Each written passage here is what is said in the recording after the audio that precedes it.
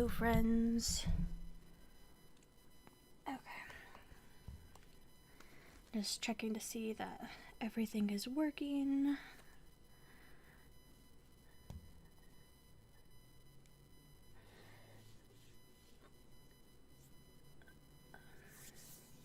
Okay, and it seems like it is. Perfect. Okay.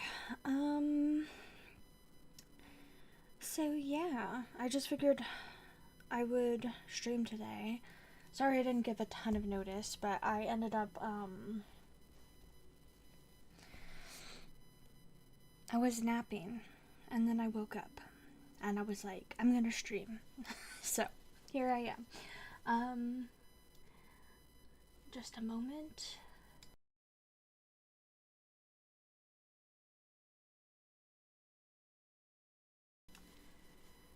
Okay, so I figured I would start with like updating my Goodreads, and then I would. Hi, Elizabeth! Oh my goodness, hello. Hi, Audrey. Okay. I figured I'd start with updating my Goodreads, and then I would update my.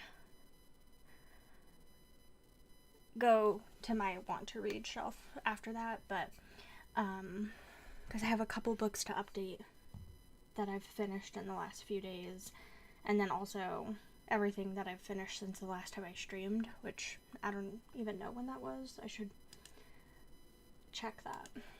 Let me see if I can do that. Let me see. Last day I streamed was 13 days ago, so I guess everything I've read this month I can talk about. Okay. Sorry. I literally just woke up, so I feel very disoriented, so I'm still getting my bearings, but I definitely wanted to stream. There just hasn't been time the last couple weeks. Nothing has worked out. Oh yes, I was trying to find the list of the last few books that I finished, so I could get those on there. So after I finished 7 Days in June, I finished the September House, which I finished on the 9th, and then I'll go over my reviews of these. Glad the weekend is finally here. I'm so glad for you. Excellent. Do you have a preference if I have the camera on or not? That is my question. Because I can put it on if anybody cares, but I can leave it off if nobody cares. Okay. The September House. Happy weekend.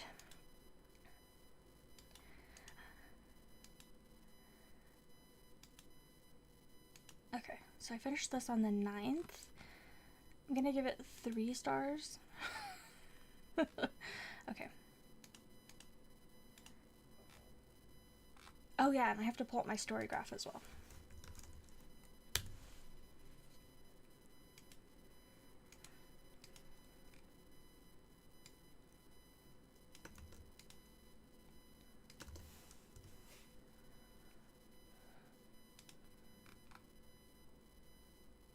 Either way is good. Okay.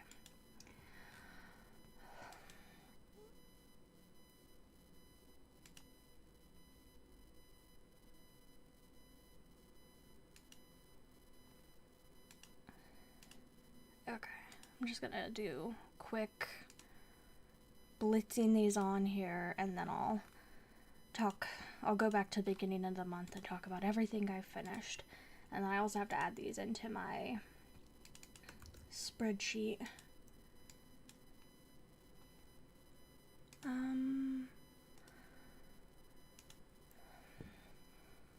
I zoom in really far just in case anybody's like watching on their like phone. I watch everything on my phone. I'm never on the computer. So I'm like, but then when I'm on here, when I actually click on a book, it's like so big. Because Chris's monitor is gigantic. Okay, and it's 200. Oh, I keep clicking on the wrong thing. Go away. I don't want you. Okay. And this is a horror? I guess I would say it's fantasy. Well, I don't know. How do you...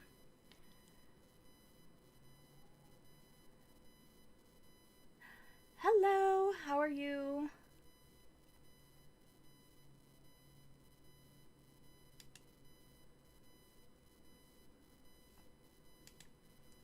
Oh, I'm so sorry. I just pulled you up.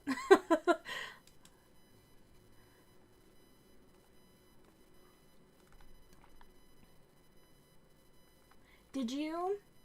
Sorry, tangent already. We're not very far in. Are you gonna watch the World Puzzle Championships that are, I'm like, is that even the right word? That's next week. I'm so excited. I think they start on Monday, but they're at a very bad time for us US people. They're in Spain, so they start at like 2 a.m. or something. World Puzzle Champion. Oh, and I can't spell puzzle. Okay. World Jigsaw Puzzle Championship. Are you gonna watch this? I'm so excited. I've watched the last 2 years live, and it's been very fun. But I was bemoaning the fact that it's going to be really hard to watch them, especially because I was already waking up at like 4 and 5 a.m. to watch them live when I was on the East Coast, and now I'm on the West Coast. It's going to be... Oh, you used to watch them, but probably not this year. But I'm on the West Coast, it's going to be even harder. I'm like, I don't think I can watch them live. I was like, I'm going to have to wake up at like freaking midnight to watch them. And Chris was like, or you could just not watch them live. It's not like you're going to get spoiled. And I was like, shut up! I was like, you don't understand. I was like, it's really exciting to watch them live and be able to comment and stuff. I love it. Anyway. You knew they existed but didn't know you could watch. Yeah, there's a... Yeah, Chris was bullying me. He was like, you're the only one who cares about this. I was like, no, I'm not. I swear I'm not. See? Anyway, but... Okay, so Monday they're getting started, and then Tuesday they are starting with the preliminaries or whatever, so... Anyway, it's next week if anybody wants to watch. I'm so excited. We'll see what happens, but yeah, I'm definitely going to be watching a lot of this next week. It's exhausting to watch all the challenges. I hate missing any of them, so I won't watch this year. You're too busy. That makes sense. And there's a lot of downtime in between all of them. So, I don't watch usually the whole thing. I normally tap out after, like, the first, like, maybe, like, 50 people finish or something. Because it's, like, 200 participants per group. So it's, like, after, like, a quarter to half of the people finish, then I can tap out.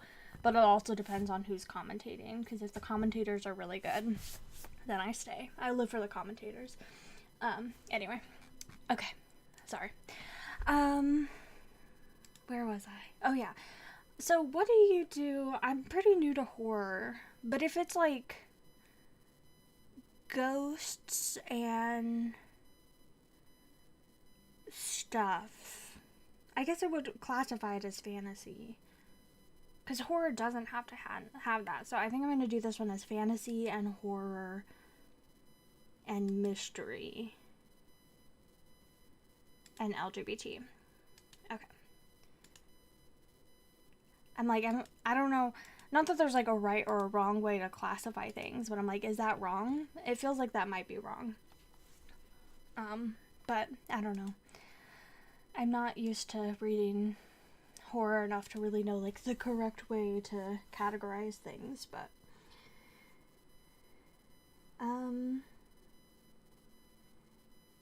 okay. And then I ended up reading Yotsuba, volume 13.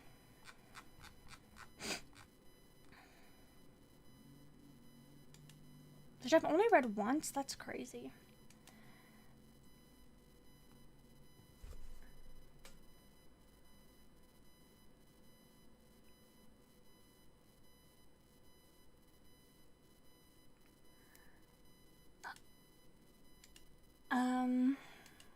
Let's see. I finished this yesterday. I didn't finish anything on the 10th. Oh, okay. I definitely read, but not very much. I'm gonna bump my rating down to 4 stars. I did really like this volume, but I'm not gonna give it 5 stars.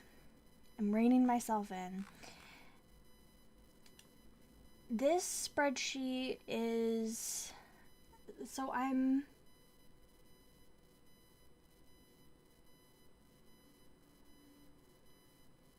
adding to it. I've already... So I kind of set it up a little bit ago. So it has like a drop down. So basically it's for my cross stitch that I chose 10 projects, because I have a bunch of cross stitch projects, like over 40. It's like between 40 and 50 is where it's hovering. But I chose 10 projects that I want to get more progress on. And then I assigned 9 of them genres, and then one of them like an extra bonus flavor of being LGBTQIA+. And then whenever I read books from those genres, they get stitches per like the number of pages the book is. So like this book was like nonfiction and LGBT, and this book was like a fantasy, sci-fi, horror, romance, mystery, and LGBT, and this one was a fantasy, sci-fi, horror. You're currently on book number 276 for the year. This one I'm reading is not out until October 31st. But I really love the author, Kim Nash.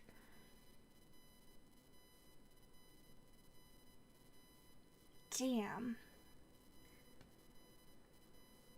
You're blitzing.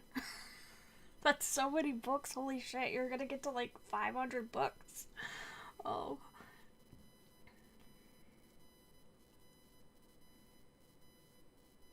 Yeah, I always like to reread favorites, and because I like to make sure that they're still favorites, and a lot of them stay that, and then a lot of them don't, and I'm okay with that. But I do like to reread favorites just to make sure that they are favorites, and that I'm like recommending them with like, especially since like my jobs are like so book focused, that I'm like recommending them with like my whole heart behind it. Because it's like, what if I recommend something that I don't really believe in anymore or something? Like, that would be so awkward. I'm trying to think of something that I read like in 2013 that I rated 5 stars that I would be really embarrassed to recommend someone now. Oh, I don't know.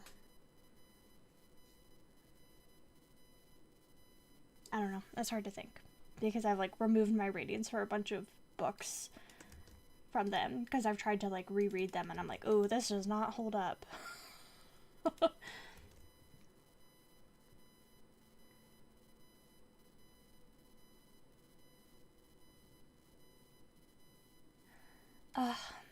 I love buddy reads. I haven't done a buddy read in so long.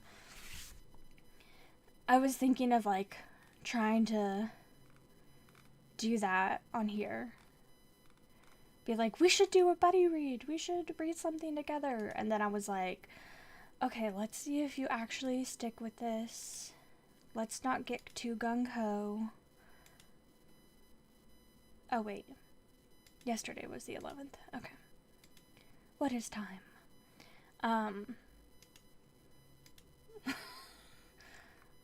It's like...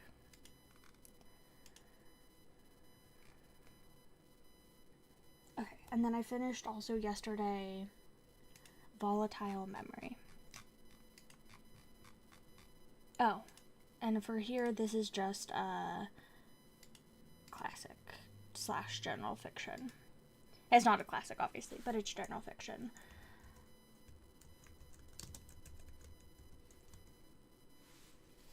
Okay, and then we'll do a review blitz, where I go through and tell you what I think about all the books I've finished recently. Hello, Elizabeth!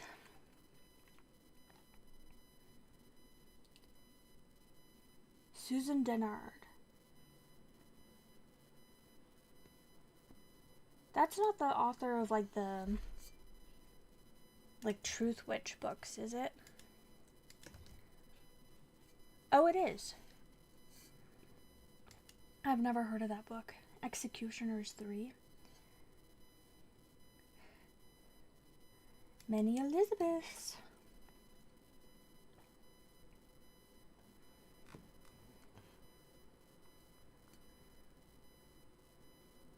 Oh my gosh. I remember when this was popular.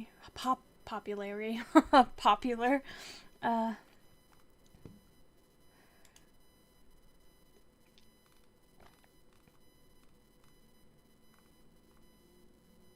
Oh, it's brand new. Still young adult. I like the cover though.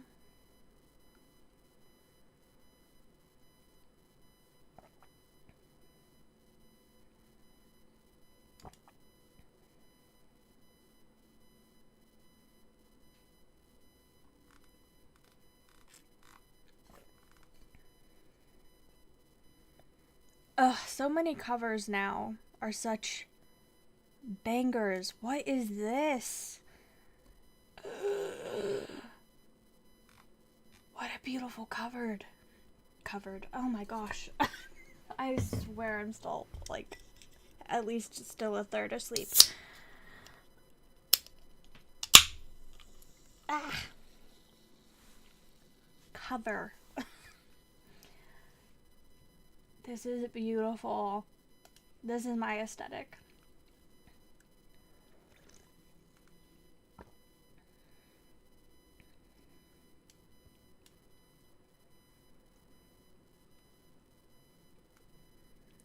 Well,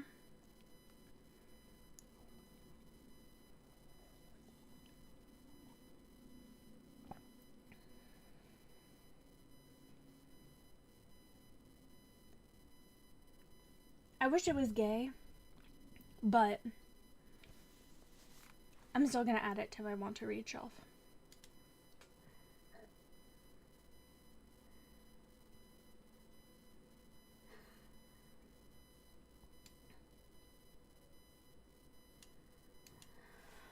So NetGalley does audiobooks now.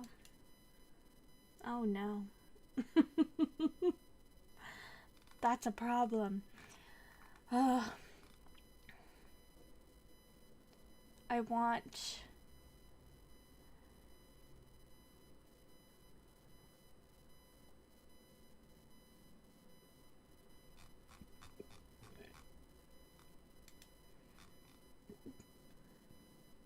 I want to take advantage of that. So many covers have been so good recently, but like, this is so stunning, and the lighting on it is impeccable, and the blood, and like, everything is so good. Okay. Volatile Memory. Quickly, let's finish this.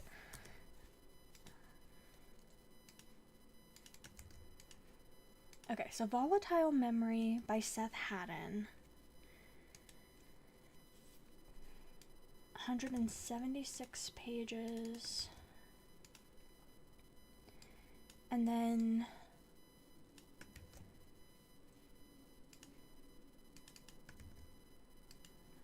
I would say it's sci-fi, romance, mystery, and gay.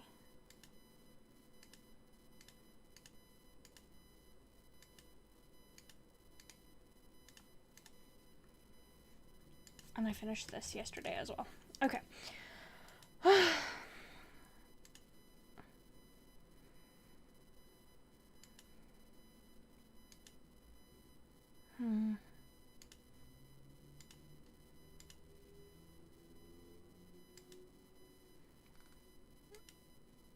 And I'm gonna give it 4 stars.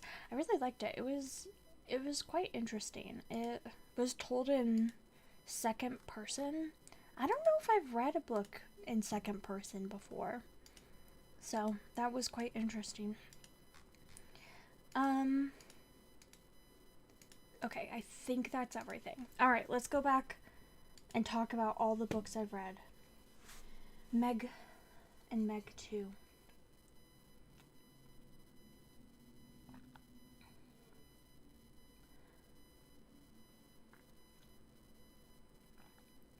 All I know is that Steve really likes those.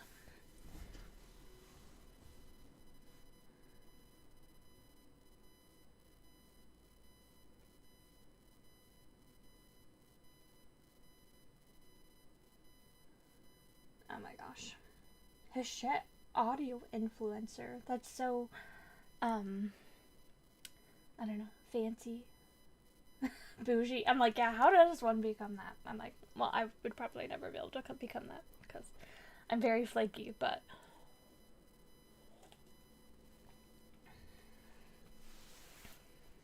sounds so fancy. Okay. Here's what I've done. I ended up reading Tunneling to the Center of the Earth, stories by Kevin Wilson. So he wrote,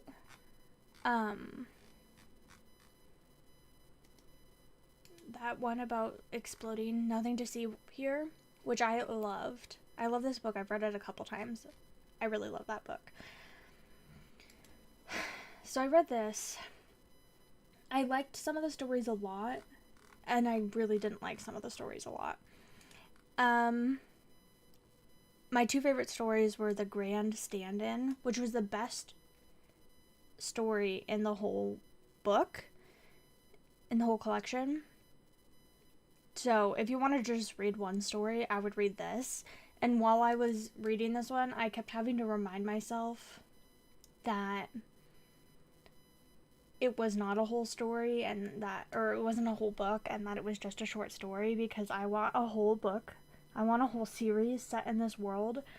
It's where it's like slightly futuristic, and it's where people hire grandparents or just like old people to be grandparents for their children so that their children can grow up with a family or whatever.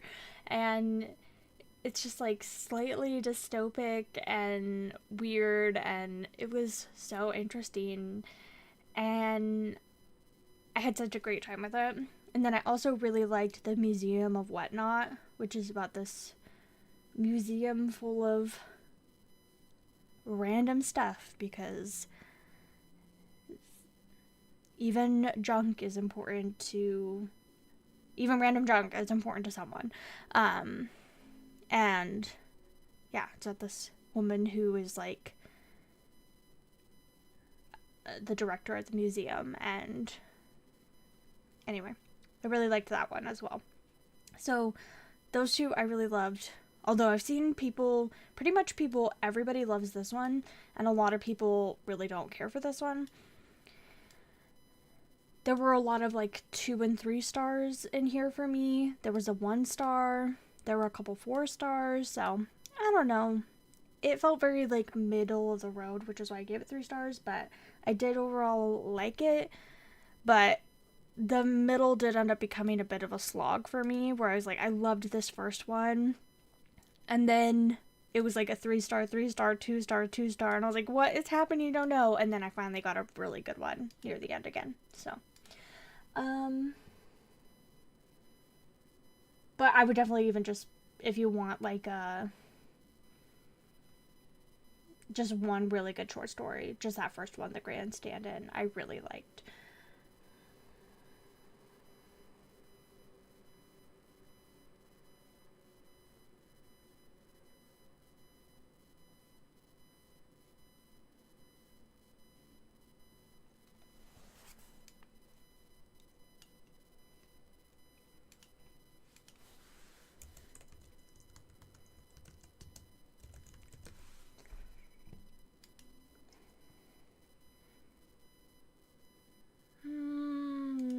This author sounds familiar. Never mind, this author doesn't sound familiar at all. Sorensen. Maybe just the last name sounds familiar, or the first name? I don't know. I don't know why they sound familiar if this is their debut. um,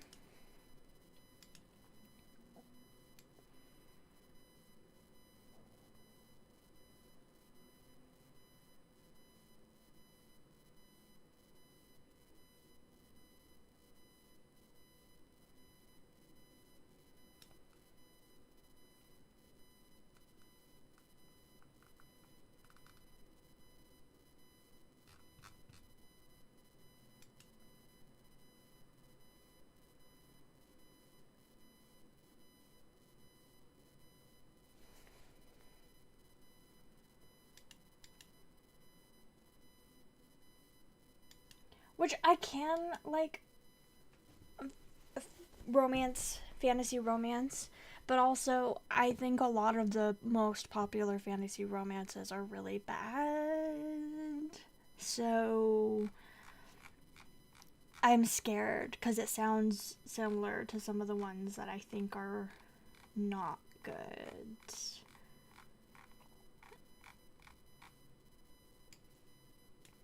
But if you say it's good, I'll add it to my TBR. I'm trusting you. I've been rereading the Yotsuba series. Very good. I listened to Yotsuba. I'm sure if any of you have been watching me for any amount of time, you probably know what Yotsuba is. But it's about this little girl named Yotsuba who moves to like a city after I think she's been like living in the country, and she's like 5. She's like 4 or 5, and she moves there. Wow, it has so few ratings. I'm shocked. Anyway, and so she's like experiencing a lot of things that she has never seen before or whatever. And her dad works from home, so he's able to take care of her. But yeah, it's just like the shenanigans she gets up to. I really love this graphic novel or this manga series, but I don't always love the way that they handle this character right here. Because they both manage to, she's like a teenager who lives next door. They both manage to like sexualize her where she's like 15, which I don't love. But then they also like make her like really stupid, and then also, even though they're like always sexualizing her, then they also like make her really obsessed with like dieting and call her fat all the time, even though she's not fat at all, and always tell her how ugly she is. So it's like this wild whiplash you get all the time. And so some of the volumes like don't have that at all, and then some of the volumes like focus on that very heavily.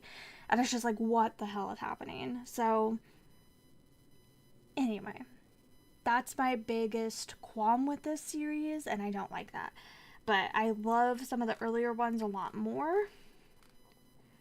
And then some of the later ones I think deal with that more. One of the ones that I read this week number 11 had a lot of that in it, so I did not like that. But I've read up to number 13 in the last few months. I started rereading them in April. I need to reread number 14, and then I've never read number 15. And number 16 is not available in English yet, but it looks like it will be in January, maybe? I don't know. Or maybe not. I'm not sure. But it looks like it will be. And I'm excited for it. I really love the series, though.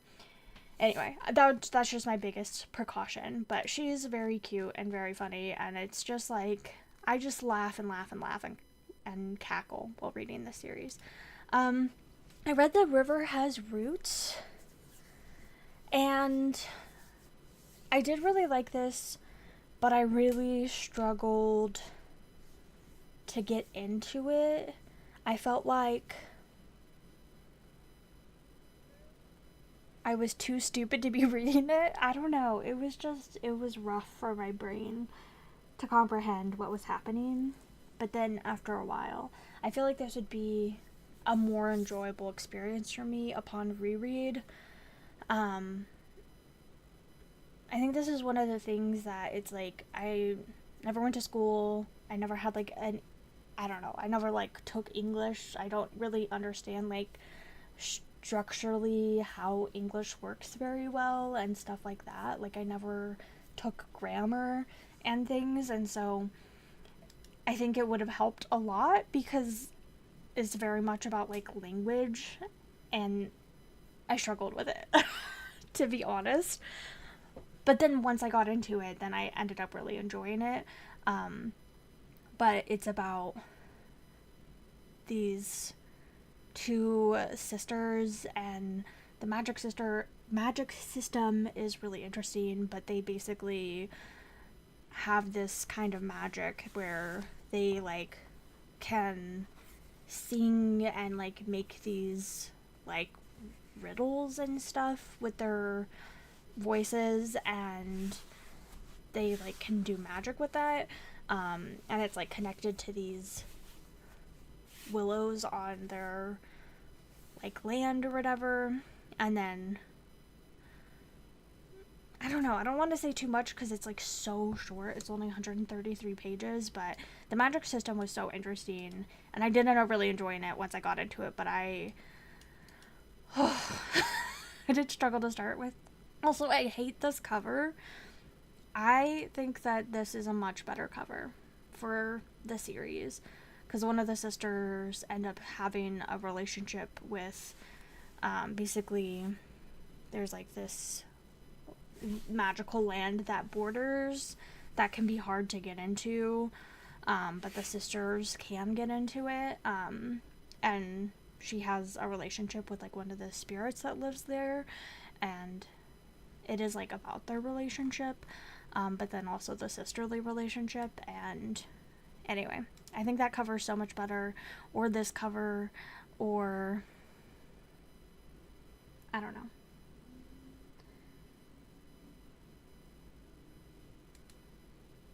I feel like I'm not explaining it very well. And I feel like it also sounds like I didn't like it, but I did end up really liking it. I just, I think I would like it even more upon reread, because I really struggled for like it's only a 3-hour audiobook, and the first hour I was like, what is happening?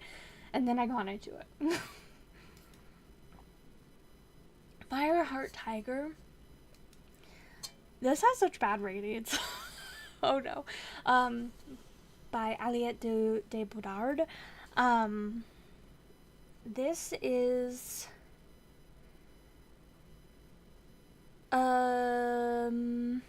tiny little novella as well. It's only 100 pages long. Where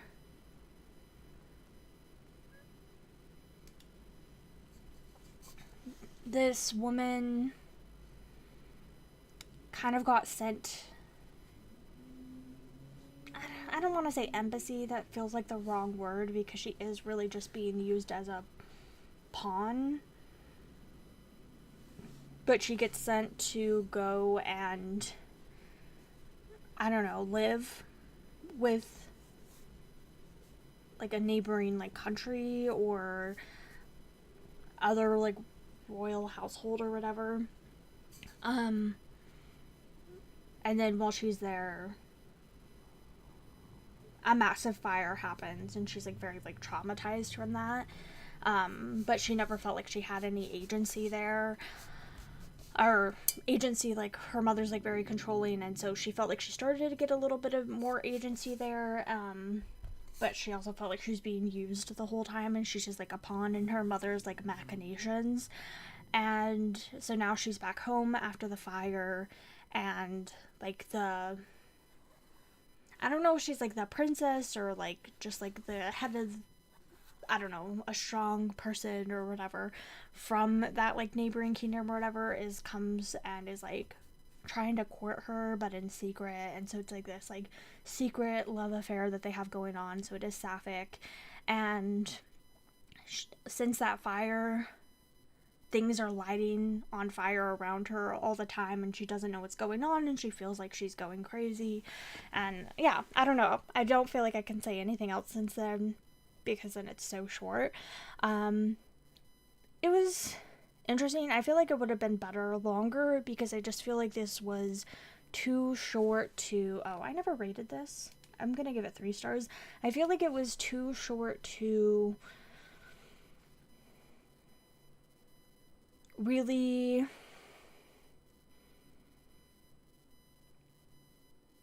have enough fleshing out. But I thought it was all very interesting and I really enjoyed reading it. I had a great time reading it. I really enjoyed being in this world. I had a lovely time with it, but it didn't feel like there was like enough like substance for it, I guess. I don't know.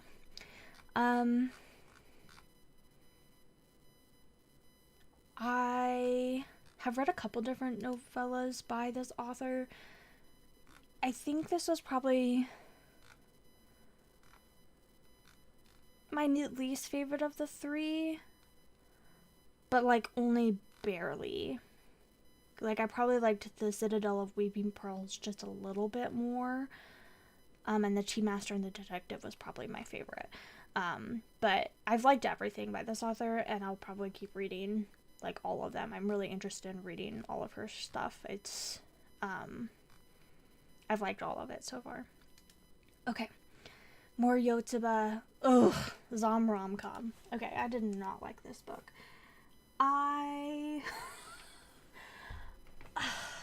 Okay. So part of it part of it is my own fault.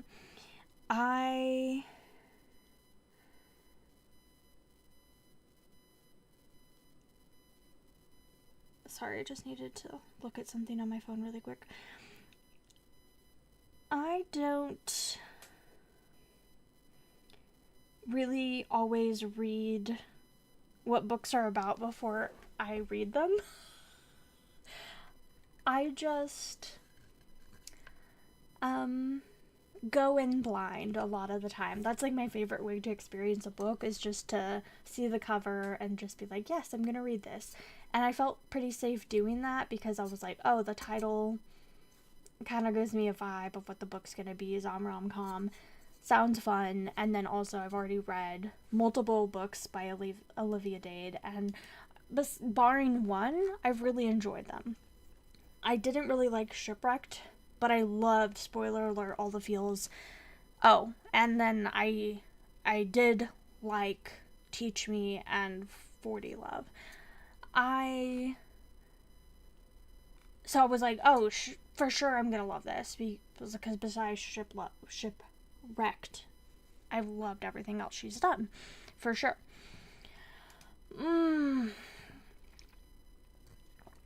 I just felt like this had so much in it.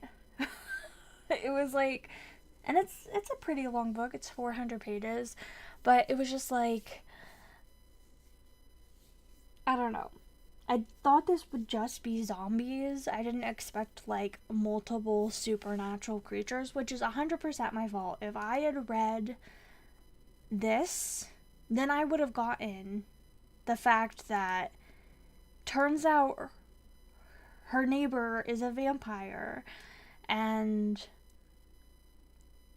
that he has this big bunker and stuff, and that all these other things, and that there's actually a bunch of different supernatural creatures, that zombies aren't the only ones, that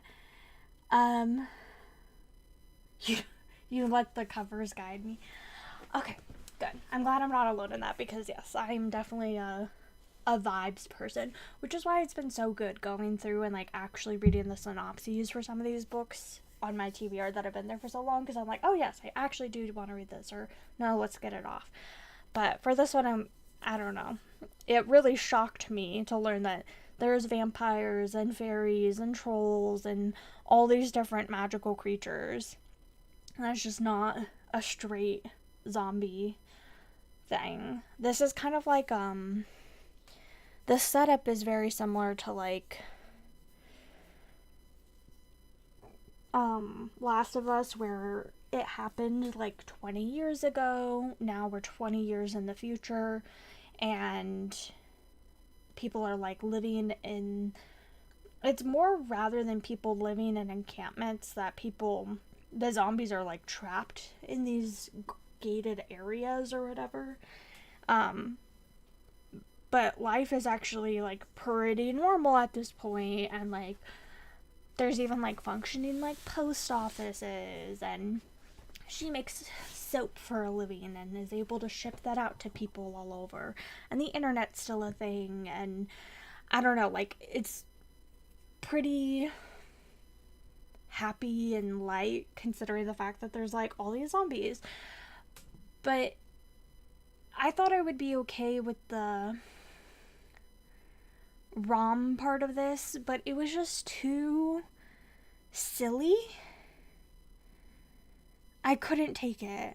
And I don't want to say super spoilery things, but like his whole backstory, not backstory, but his whole deal with everything, I just couldn't. It was so silly. I couldn't. And I love that she was like older and fat. I mean, older. She's like 40. It's not like she's old. But it's just like nice to not be reading books about like, I'm 19 and I'm a twig. Like, it's just like nice. Like there's like right at the very beginning of the like book, she's like stuck down at his bunker with him, and they're hiding from the zombies, and he's like doesn't have anything for her to wear because she doesn't fit into his clothes because she's bigger than him. And I'm like, yeah, that's a reality for a lot of women. Like, yes, like I like the realism that Olivia Day does bring with stuff like that, but then some of the other stuff was just too silly for me. And then also my fear for this was that there was going to be gross sex, because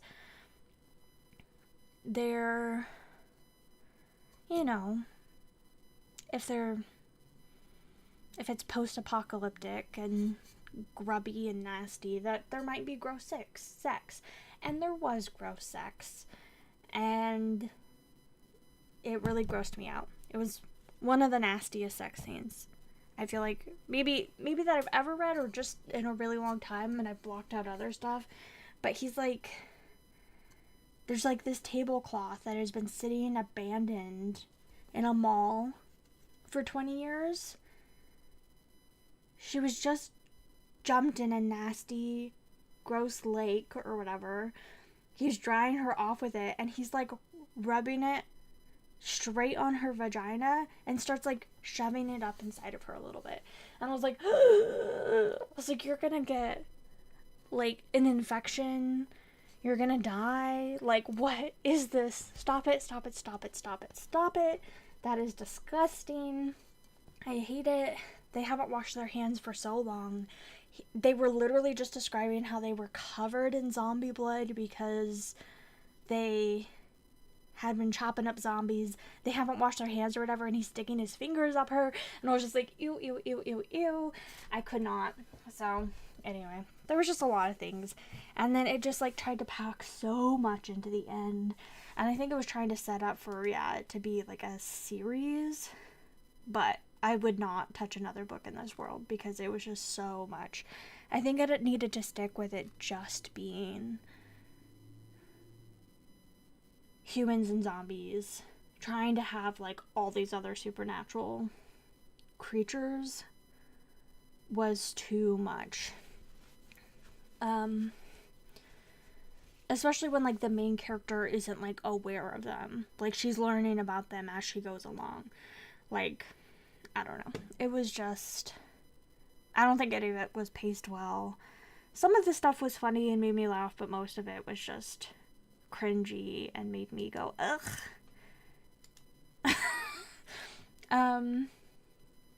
The Midnight Shift, I really liked this. I'm surprised the ratings are so low. Ooh, I like these covers. Okay. I guess it's mostly 4 and 3 stars. I wonder why the ratings are so low. Like, I guess 3 stars isn't that low, but I was just surprised I had such a low average rating because I really enjoyed it. It was, I think this is one that Chris would really enjoy even, but I guess it's been a bestseller in Korea for a while. It's been out for 4 years, and then finally just got like an English translation, but it's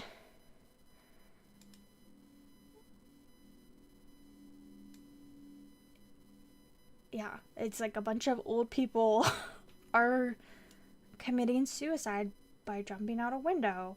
And then there's like a bunch of different perspectives that we're following. One of them is a detective, and she's like, y'all, I think this is murders because I don't think everybody's just deciding to kill themselves all of a sudden. And so she starts investigating that. And then we're also following someone else in France, I think it was, years ago, and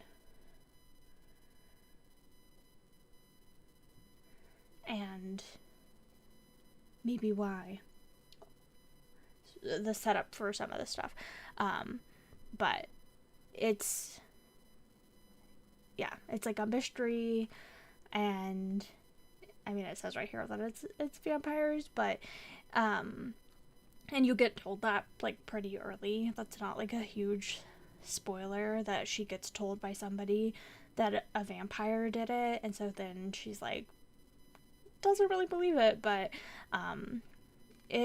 it's more of like a police procedural, but then there's like some different perspectives and some time jumps and stuff, and I don't know, I just found all of it like super interesting. I don't want to say too much because it was like, I mean, I guess it was 300 pages, but I feel like the audiobook was so short for 300. Oh, page audiobook, or 300 page book. It was only 7 hours. Like, it was a really short book. So it was like, a very fast read. I'm like, I don't want to say too much because I don't want to like spoil it, but I think Chris would actually really enjoy this one.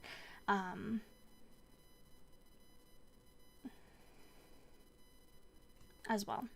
And I told him that, and I hope he believes me.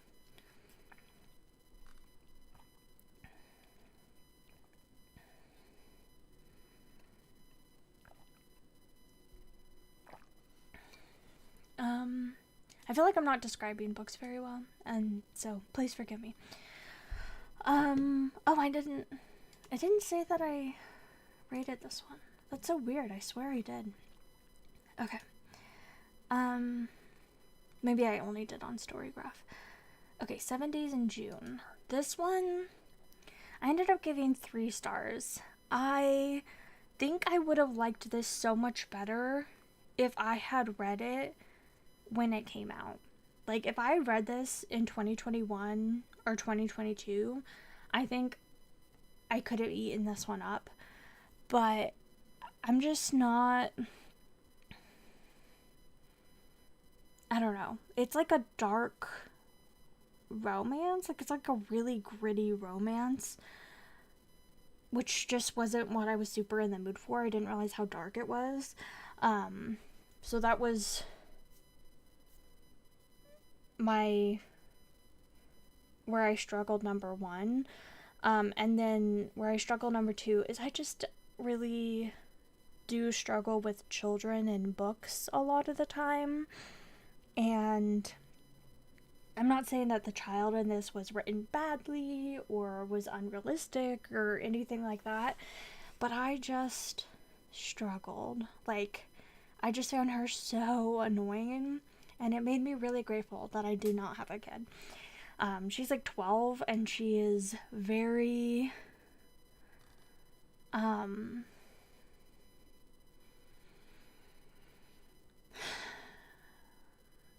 has a big personality. I don't love this cover though. I wish this cover was different. Nothing about this cover has ever appealed to me, and I never would have picked it up unless so many people said it was so good based off of this cover. But I did like it, and I am glad I've read it because I think I could recommend this to a lot of people. But yeah, it's just one darker than I was like in the mood for and expecting, I guess. And then 2, I just really struggled with the kid to enjoy it. Like, I had to speed it up quite a lot, especially to get through like the bits with the kid, because I was just like, what is this?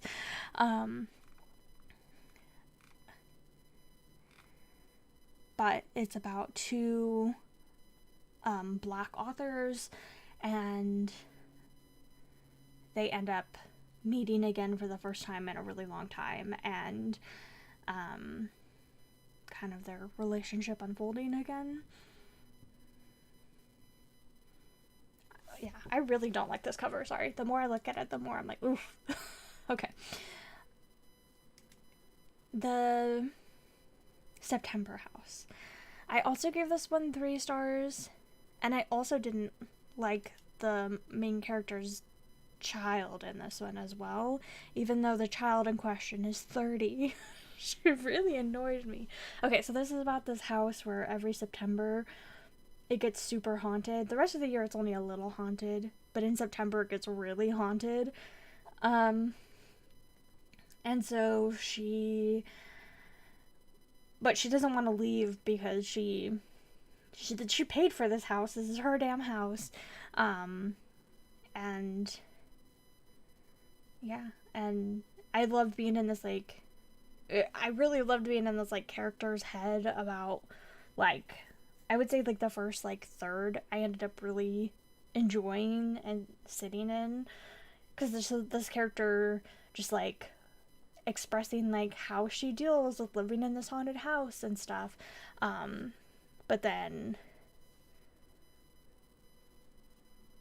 it kind of turns more into like a mystery and a solving and stuff after that, and that part I didn't care about. I enjoyed the vibes of the first third a lot more.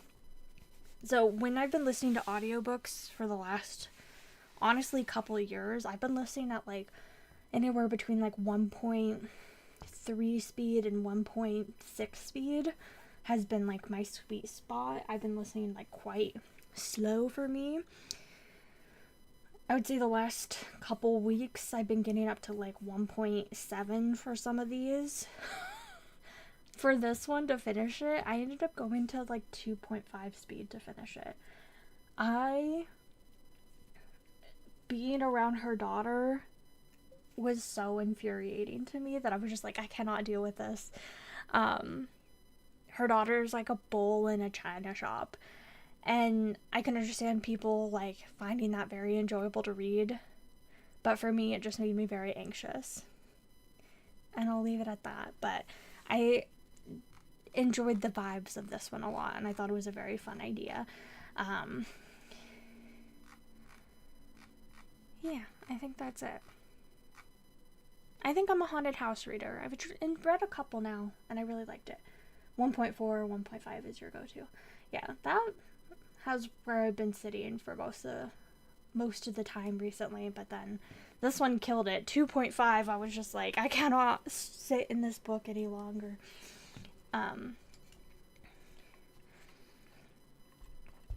Volatile Memory. This book is so weird. This was really interesting. So it's told in second person, and it's all being told from... So we're in this world where people use these, like, masks, and they, like, do tasks for them, and it's, like, how everybody functions is everybody wears these different masks, and they're, like, different animal masks, and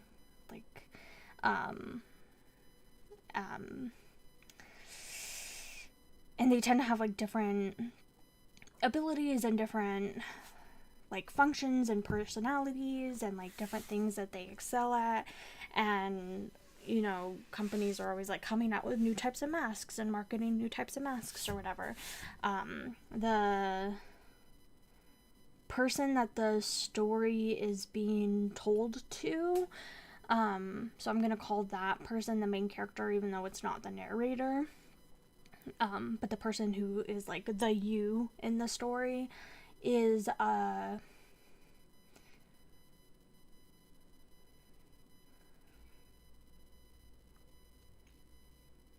like a scavenger, bounty hunter type person. And the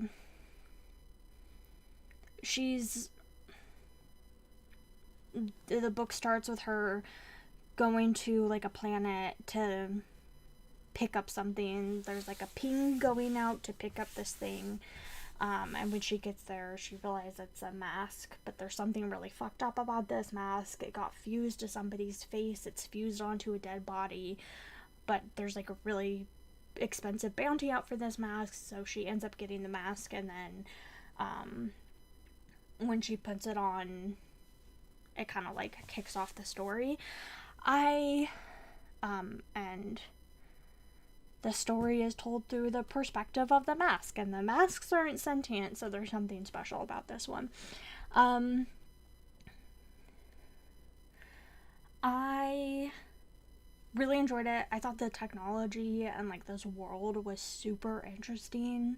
The main character is a trans woman, which I love to see. I feel like, I don't know, I'm like, maybe I'm just not reading the right books, but I feel like I just see trans men in books a lot more often than I see trans women. So seeing trans women in books, I'm just like, yes. Like, I love that. But, like, the atmosphere and the world of this book was just so interesting, and the writing style was so interesting, and I just, like, got really absorbed into this book and just, like, inhaled it. It is pretty short. Again, it's just, like, less than 200 pages. And it's, like, set up to be the start of a series, and I'm really excited for the next book. Yeah, it was really good. I'm like, I don't want to say too much again because it was so short, but also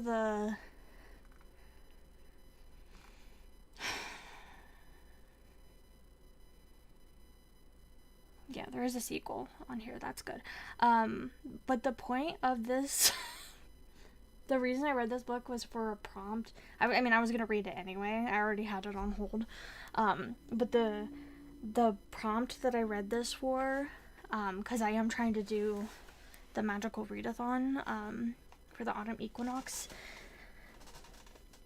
But the prompt for this one is to read a book by an author younger than you. So I'm like, oh, well, little baby. I'm just kidding. He's like a year younger than me, but damn. Anyway, okay.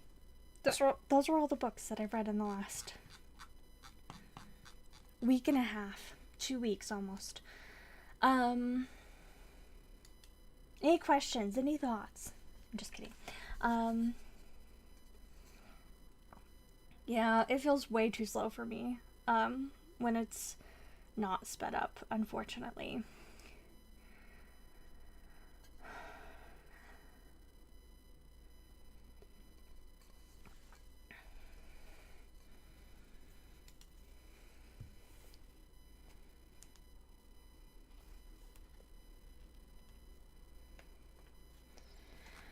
Okay, so, oops, I didn't mean to move that. I was trying to grab that.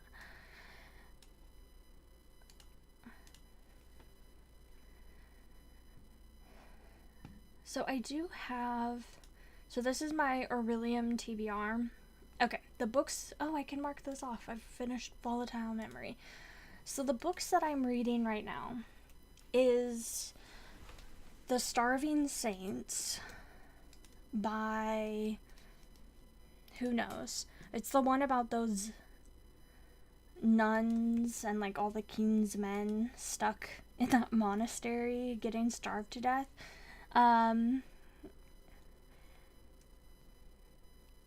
That cover is so cool. So I'm reading this one, but I'm only like 10% in, so I don't really have much of an opinion.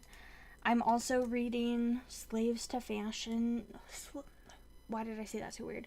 Slaves to Fashion, Black Dandyism and the Styling of Black Diasporic Identity by Monica L. Miller. I'm like 60% of the way into this one. I'm definitely having to take it slow because I know nothing about this topic and it's so much information. This book is crammed with so much info and it's so interesting though. So it starts with like maybe like the 1700s in England, and then where I'm at right now is like Jim Crow era America. So it's going through like chronologically about Black Dandyism, which I heard about this book after the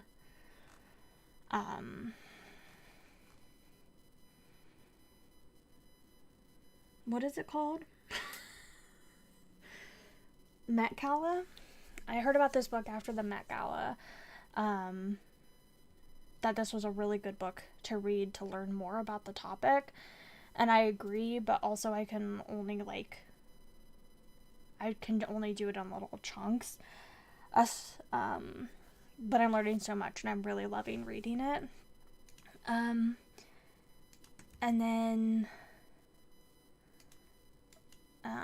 here, I'm gonna take a little break. I actually really need to go to the bathroom. So I'm gonna take a quick break. I will be right back. And then I'll finish talking about the rest of the books and then we'll do some work on my TBR.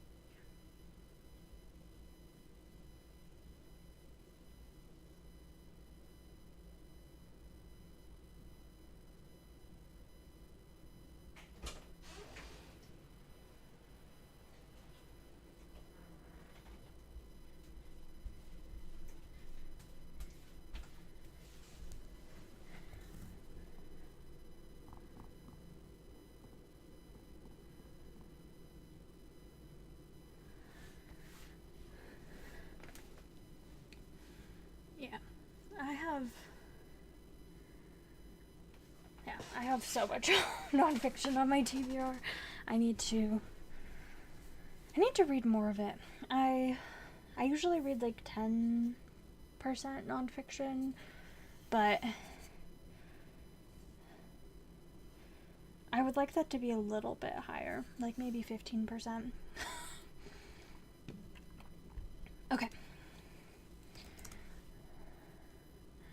I'm also reading... Oh, well, it's not going to show up.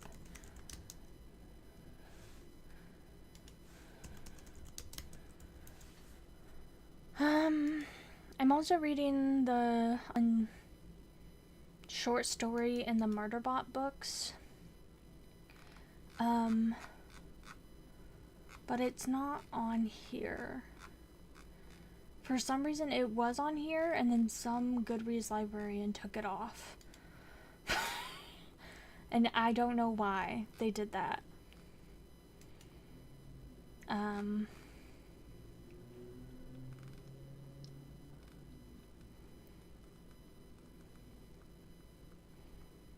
It's a short story collection she did, a short story collection she did with a bunch of other authors.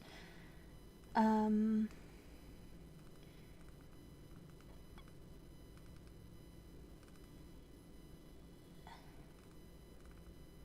then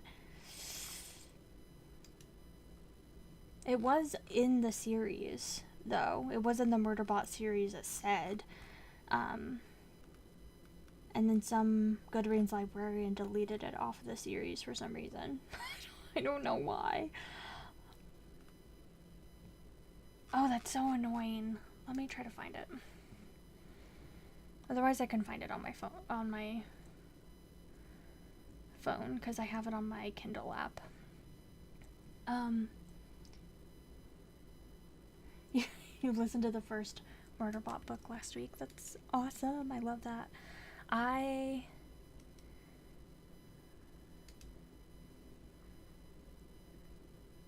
Take us all to a better place. Okay. Here, this one. So it's in this short story collection. And it's for free on Kindle if you want to read it. It's a very short story. I just haven't finished it because I've only been reading it like at night when I've been falling asleep, and then I like conk out, and then I haven't finished it. But they released this for free, and you can still get it for free. But for some reason, a Goodreads librarian, even though it is 0.01 in Murderbot, decided to delete it off of there. I don't know why. Yeah, I love Murderbot.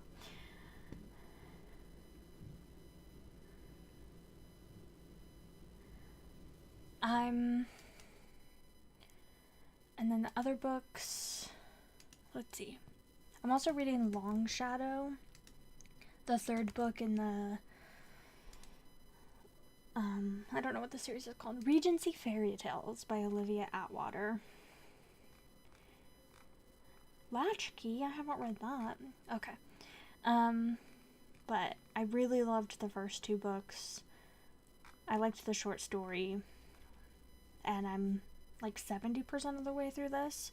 So, yeah, I'm making progress on a bunch of books right now.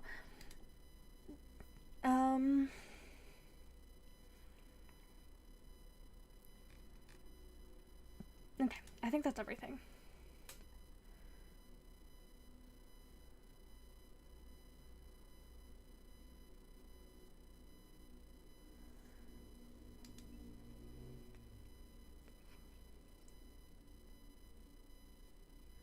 Oh my gosh, Elizabeth, that sounds so perfect for you.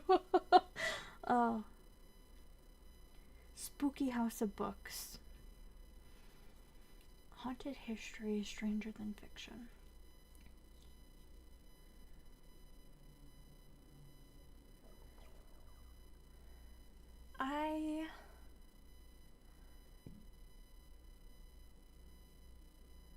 I feel like I have a couple haunted nonfiction books on my TBR, but not too many. I don't know why.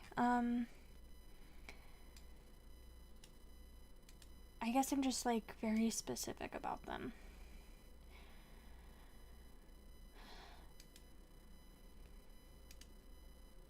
I guess because it's just not my nonfiction genre in general is like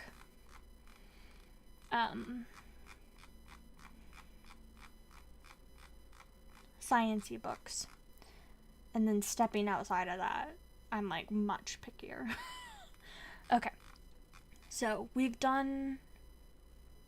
there's 150 books cataloged plus 3, so 153 books cataloged. Okay, and we're gonna just dive in. We're up to October 2017. Damn. I know I want to read this one, but I really should read what it's about and not just say that. Even though I know I am going to give it a try, because I do own it. Cephia knows what it means to survive. After her father is brutally murdered, she flees to the wilderness with her Aunt Nin, who teaches her to hunt, track, and steal. But when Nin is kidnapped, leaving Cephia completely alone, none of her survival skills can help her discover where Nin's been taken, or if she's even alive. The only clue to both her aunt's disappearance and her father's murder is the odd rectangular object her father left behind, an object she comes to realize is a book, a marvelous item unheard of in her otherwise illiterate society. With the help of this book and the aid of a mysterious stranger with dark secrets of her own, Cephia sets out to rescue her aunt and find out what really happened the day her father was killed, and punish the people responsible. Now if I just heard this out in the blue, I probably wouldn't pick it up, but since I own it, and I've heard really good things about it, I definitely want to give it a try. I don't think it sounds incredible though, so I don't know. I'm still gonna try it. It's fantasy. I'm just gonna go put it in fantasy and we'll see.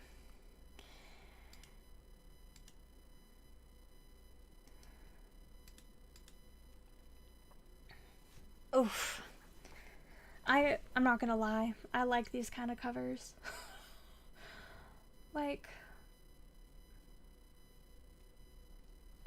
it gets me. Like, I don't think it's like the best cover in the world, but just something about it makes me really want to read it.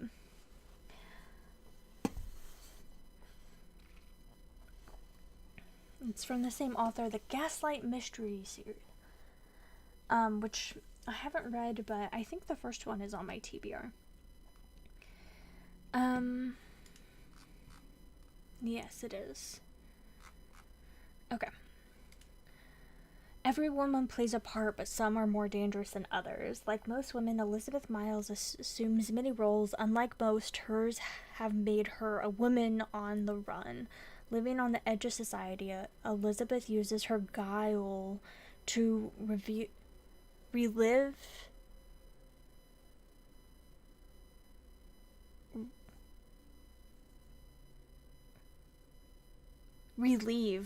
my brain, so-called respectable men of their ill-gotten gains. But brutal and greedy entrepreneur Oscar Thornton is out for blood. He lost a great deal of money and is not going to forgive a woman for outwitting him.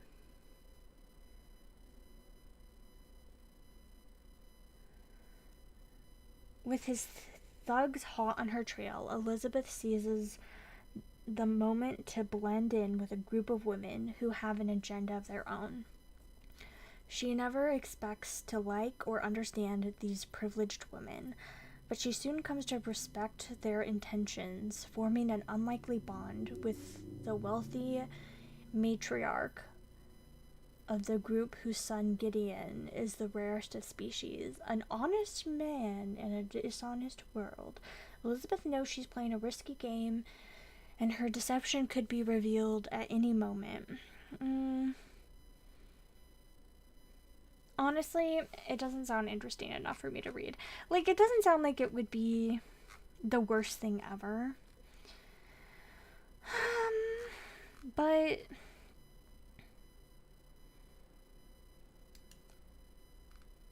I don't know.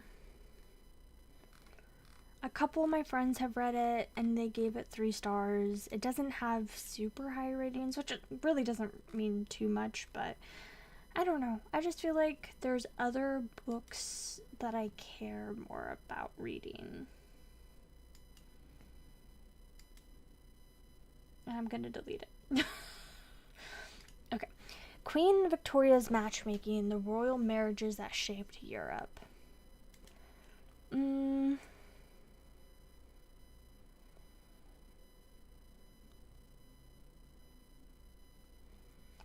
Queen Victoria's matchmaking travels through glittering, decadent palaces of Russia and Europe, weaving in scandals, political machinations, and family tensions to enthralling effect.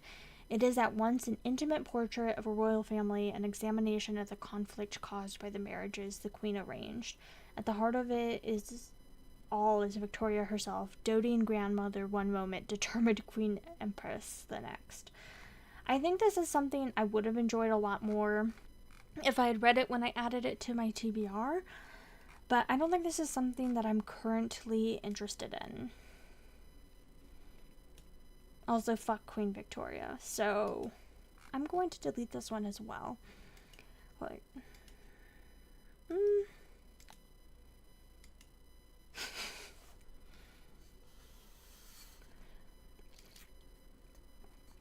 this book I did start once, like maybe 5 years ago, and then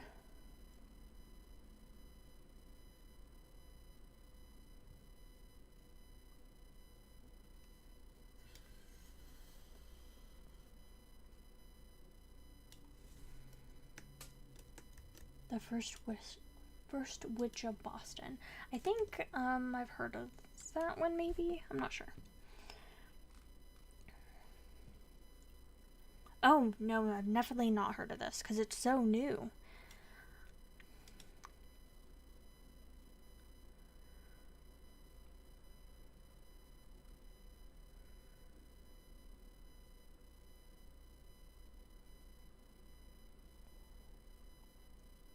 I think it's funny that one of the tags is Halloween. Like, everybody's like, yes, I'm gonna read this in October.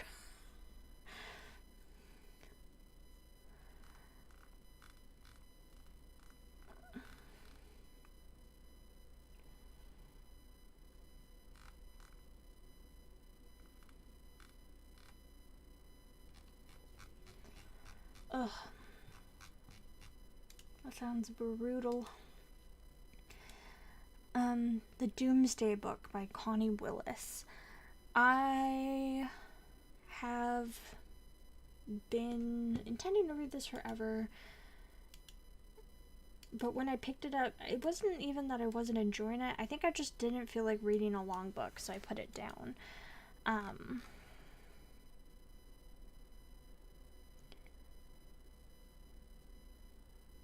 I just got distracted by the SF Masterworks version. Interesting.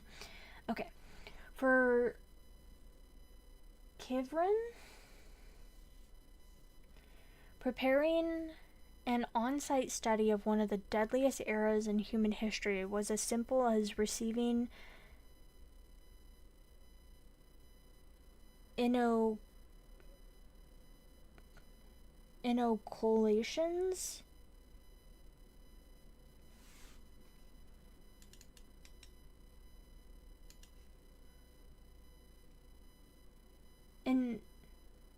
inoculation. Sorry. Y'all, sometimes my brain does not work. I do know what that means. Inoculations against the diseases of the 14th century and inventing an alibi for women traveling alone. For her instructions in the 21st century is meant painstaking calculations and careful monitoring of the rendezvous location where Kirvin would be received. but a crisis strangely linking past and future strands. Kirvan is in a bygone age as her fellows try desperately to rescue her, in a time of superstition and fear. Kivrin, barely of age herself, finds she has become an unlikely angel of hope during one of history's darkest hours. Connie Willis draws on it, her understanding of the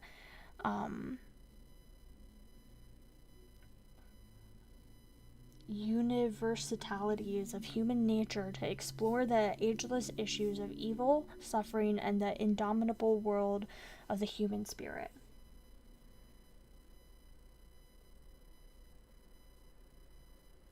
Oh no, I tried to read that. I think A History of Women in Piracy, or maybe I tried to read a different one. I did try to read a book about women pirates. No, I tried to read a different one. The one I tried to read was it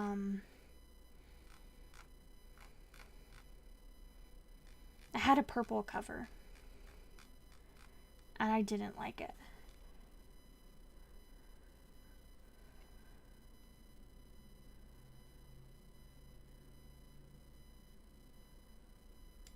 Yeah, I'll give it a shot.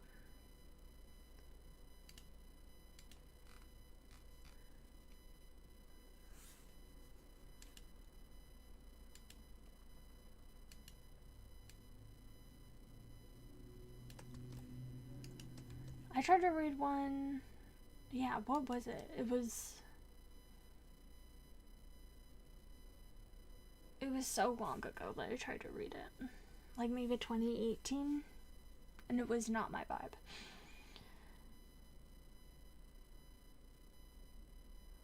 Oh, if this is too...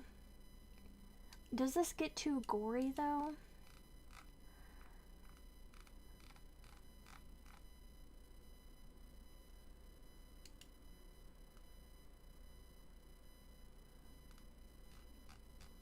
Because the subject sounds interesting, but sometimes, even if the subject is interesting,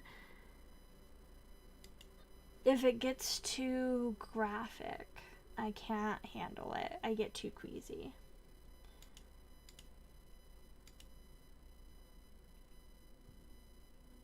And that's my only fear.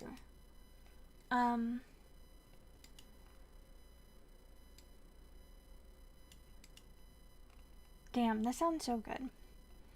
Sci-fi, historical fiction, and fantasy.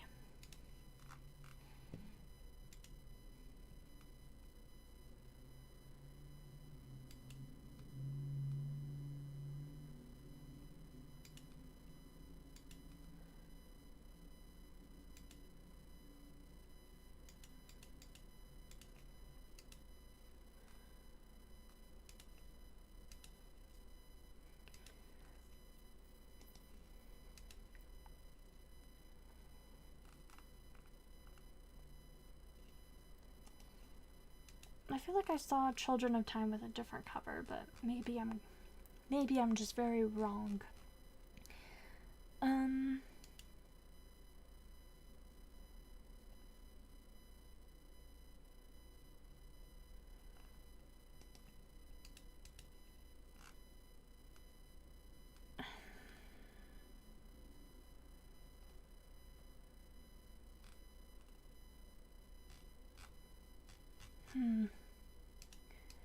Okay, Children of Time. A race for survival among the stars, humanity's last survivors escaped Earth's ruins to find a new home. But when they find it, can their desperation overcome its dangers? Who will inherit this new Earth? The last remains of the human race left to die on Earth, desperate to find a new home among the stars. Following in the footsteps of their ancestors, they discovered the greatest treasure of the past age, a world terraformed and prepared for human life. But all is not right in this new Eden. In the long years since the planet was abandoned, the work of its architects has borne disastrous fruit. The planet is not waiting for them, pristine and unoccupied. New masters have turned it from a refuge into mankind's worst nightmare. Is this the one about spiders?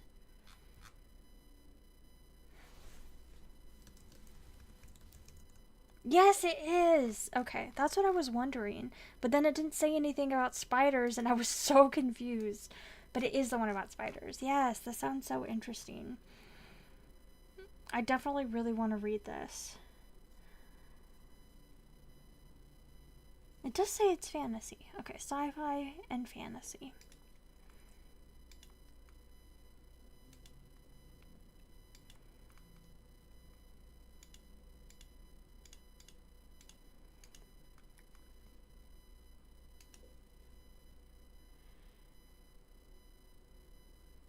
Well, I tried to read the one about the butchering art.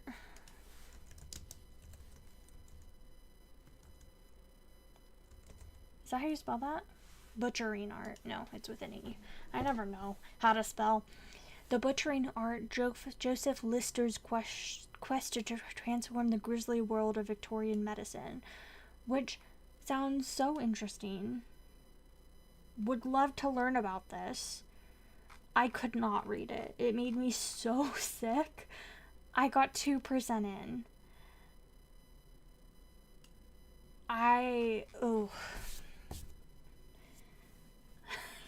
Yeah.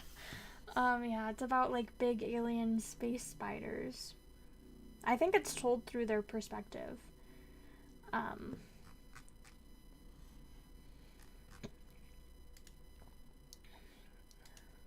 Children of Time. It's told through the aliens' perspective. It's supposed to be one of the best SFF books, one of the best science fiction books of all time. I've been meaning to read it for so long. Say yes to the Marquess. I should just take this off my TBR, considering the fact that I gave the first book 1 star and I hated it, and I just don't think Tessa Bailey is too much the author for me, although I did like one of the books in the series, The Duchess Deal. So maybe her newer books are more for me, but I think I'm just gonna delete this one since I really hated the first book. I just don't even care at this point. I used to be the kind of person who read sequels to books I hated, and I'm not that kind of person anymore. The Butchering Art is going on your wish list. Like, it sounds so interesting, but I couldn't, so I like wanted to vomit after 2 pages. Isaac Storm, A Man, a Time, and the Deadliest Hurricane in History. I've never read anything by Eric Larson. September 8th, 1900 began innocently in the seaside town of Galveston, Texas. Even Isaac Klein, resident meteorologist for the U.S. Weather Bureau, failed to grasp the true meaning of the strange deep-sea swells and peculiar winds that greeted the city that morning. Mere hours later, Galveston found itself submerged in a monster hurricane that completely destroyed the town and killed over 6,000 people in what remains the greatest natural disaster in American history. And Isaac Klein found himself the victim of a devastating personal tragedy. Using Klein's own telegrams, letters, and reports, the testimony of scores of survivors, and our latest understanding of the science of hurricanes, Eric Larson builds a chronicle of one man's heroic struggle and fatal miscalculation in the face of a storm of unmanageable magnitude. Riveting, powerful, and unbearably suspenseful, Isaac Storm is the story of what can happen when human arrogance meets the great uncontrollable force of nature. Okay. Does this sound very interesting? Yes. Does this sound like something that I want to read? No. Like, this sounds like, I don't know, something I could just turn on the news and see. Like, this sounds so depressing. I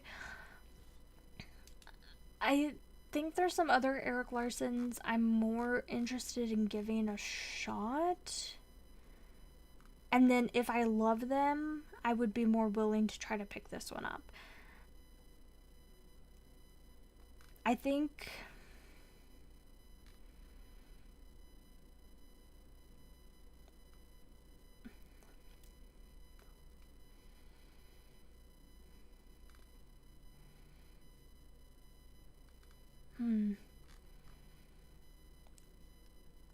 I think The Devil in the White City might be the one that I try first.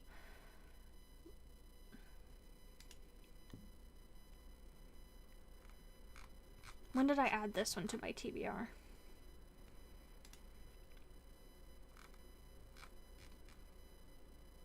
Oh, does it not tell me? That's not helpful.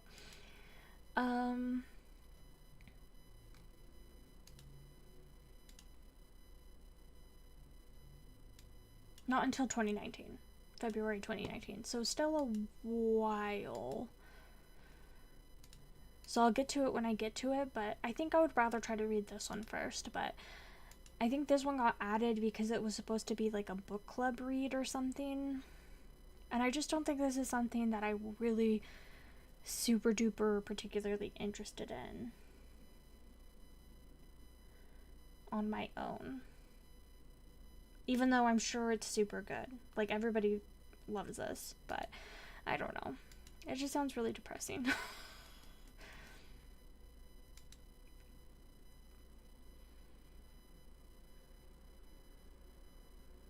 That one and the one with spiders, nice. Murder Off Stage. Okay. This one I do own physically, so more inclined to try it, but I don't. But also, I'm totally fine.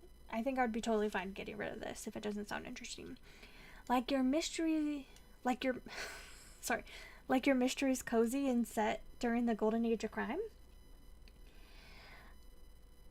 This is the first book in the Posey Parker mysteries, although this novel can be enjoyed as a standalone in its own right. While Posey Parker's childhood friend is robbed of a priceless jewel and becomes a suspect, in a cold-blooded murder case, budding detective Posey vows she will clear his name. Aided by her seriously gorgeous assistant Len, Posey soon realizes things are not quite as they seem, and the darkly glamorous world of London's theater and glittering nightclubs prove far more dangerous than she ever could have imagined.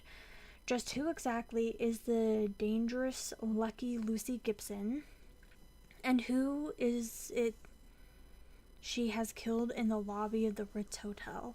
And more importantly, what on earth has happened to Mr. Minx and the much-loved office cat? Oh no! Okay, that does sound fun. I want to give it a try. I've only seen this first one, though. I don't even know what the other books look like. Oh, because they all don't even look like they belong in the same series. This looks like it belongs in a different series than this, belongs in a different series than this, belongs in a different series than this. These two look cohesive. But if you gave me these 4 books, I would not know they were part of the same series except for the author on the bottom. They all look very... yeah. It does worry me how many there are so quickly.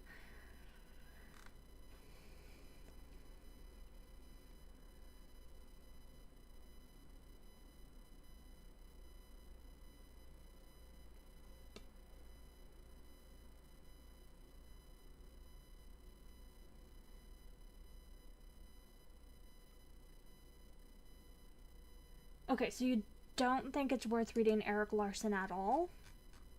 Eric Larson not a good author at all, period? Is that what you're saying?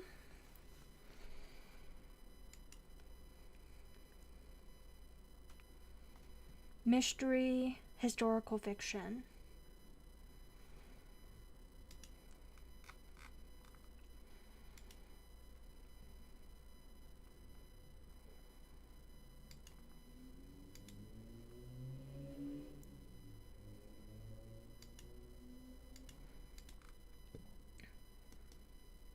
Okay, pirate hunters. Speaking of pirates, pirate hunters, treasure obsession, and the search for legendary pirate ship.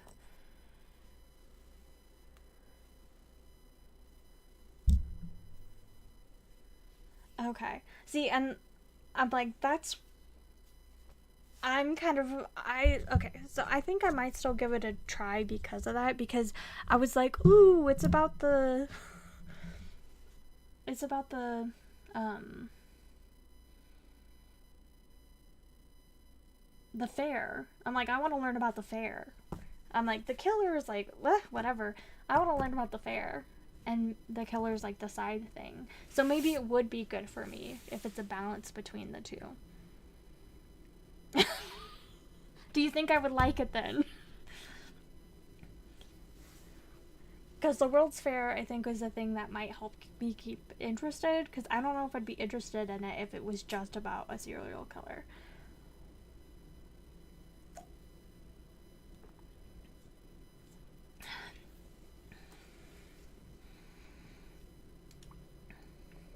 Finding and identifying a pirate ship is the hardest thing to do under the sea.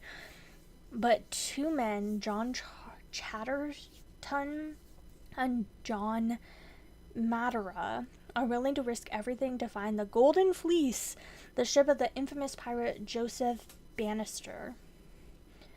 At large during the golden age of piracy in the 17th century, Bannister should have been immortalized in the lore of the sea, his exploits more notorious than Blackbeard's, more daring than Kidd's, but his story and his ship have been lost to time. If Chatterton and Matera succeed, they will make history. It will be just the second time ever that a pirate ship has been discovered and positively identified.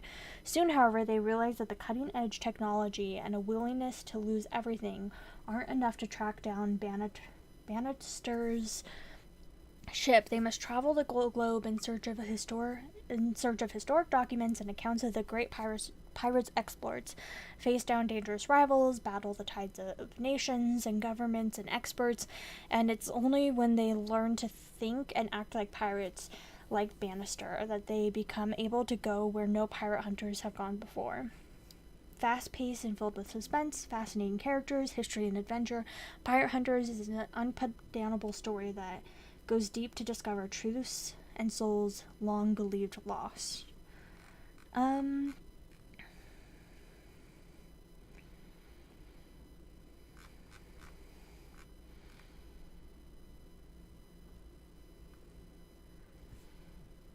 Okay. Well, what book should I try from him then? Oh, Diana doesn't like this book. Oh no.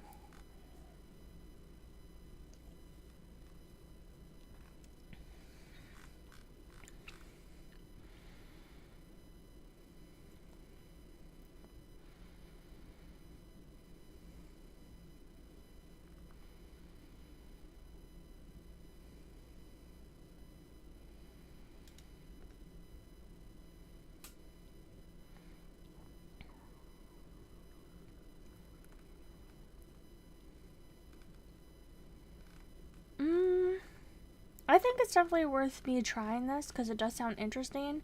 And then, if I'm not enjoying it, I don't have to read it. But I am definitely going to give it a try, I think.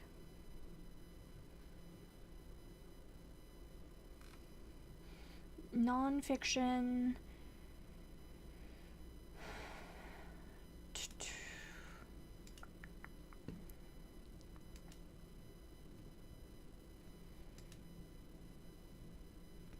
Yeah.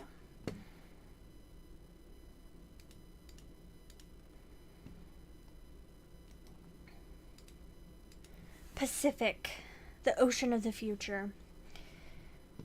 Oh, Simon Winchester. Have I read anything by you, my guy?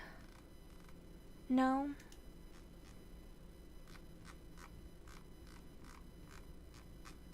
Okay. I was like, I know this is a famous author, but I guess I haven't read anything by him. Actually, I technically have read The Professor and the Madman, but it was like 20 2009. 2009. It was a really long time ago. I do not remember it at all. I don't know if I finished it. So I think that. So I do want to try this one again, but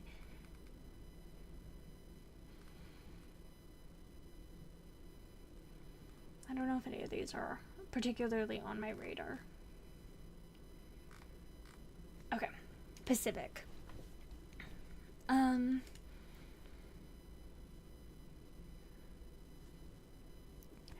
Oh, sorry.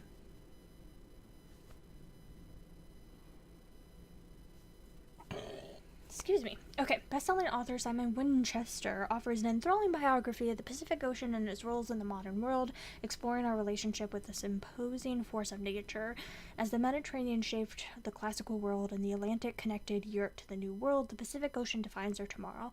With China on the rise, so too are the American cities on the West Coast, including Seattle, San Francisco, and the long clusters of towns down the Silicon Valley. Today the Pacific is ascendant. Blah, blah, blah.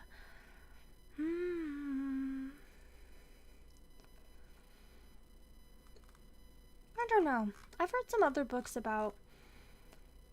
I read this one, Sea People, The Puzzle of Polynesia.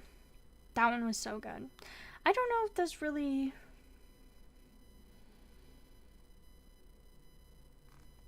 Sounds like something I'm super interested in. I think I'm okay deleting this off my TBR. I will survive without it. Okay. Yeah. I think I will try it because I want to know about the city, but if I don't like it, I'll say, you were right. You warned me. And then if I do like it, I'll be like, you were right. This was right, what I needed. You win either way. The Discovery of Modern Science. Have I read anything by this author? No. Okay. Because sometimes I read books by... Ooh, he's old. Well, he's dead. But he was old. Sometimes I read books by authors and not realize that they've...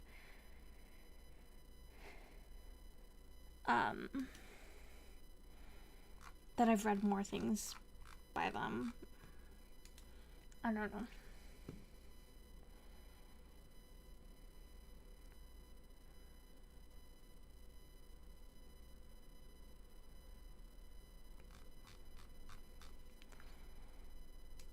Okay.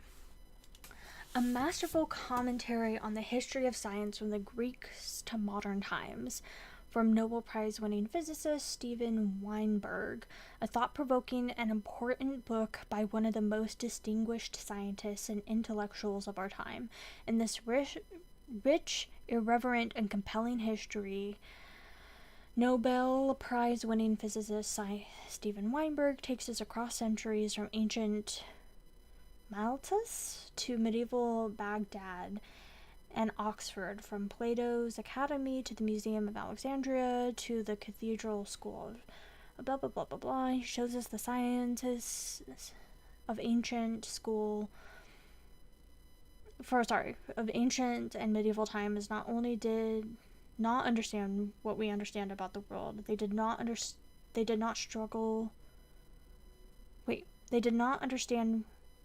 what there is to understand and how to understand it. Yet over the centuries, through the struggle to solve such mysteries as the curious backward movement of the planets and the rise and fall of the tides, the modern discipline of science eventually emerged. Along the way, Weinberg examines historic clashes and collaborations between science and the compelling spheres of religion, technology, poetry, mathematics, and philosophy, an illuminating exploration of the ways we consider and analyze the world around us. To explain the world is a sweeping, ambitious account of how difficult it was to answer the goals and methods of modern science, and the impact of the discovery of human knowledge and development.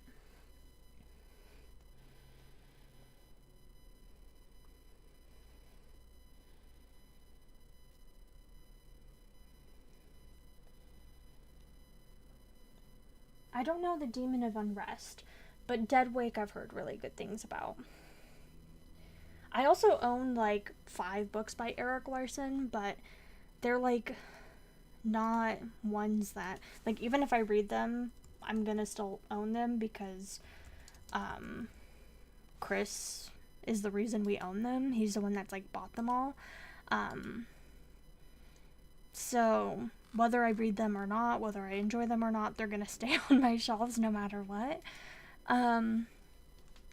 So, oh, it's newer. That's probably why I don't know it. So I'm kind of fine either reading his books or not, or whatever, because it won't impact whether, like, sometimes I'm like, if I own this book, I want to read it because then I can decide if I want to get rid of it or not, but I know it won't make a difference. So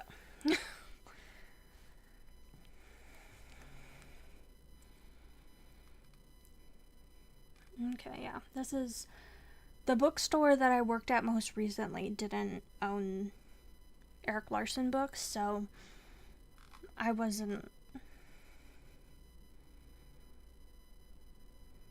Oh, plus this came out right after I started working there anyway, so this wasn't even on my radar.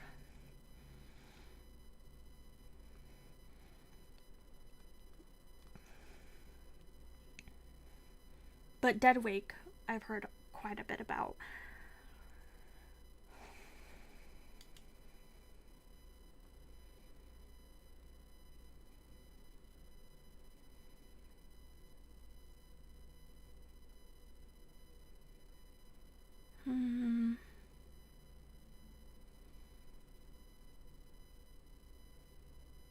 Yeah. I. Yeah.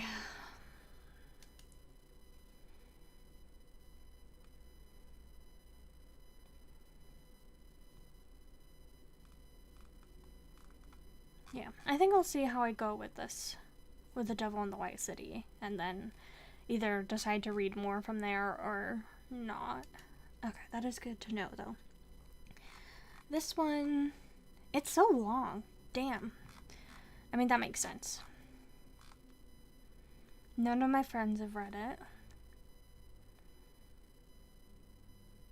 I don't like that picture.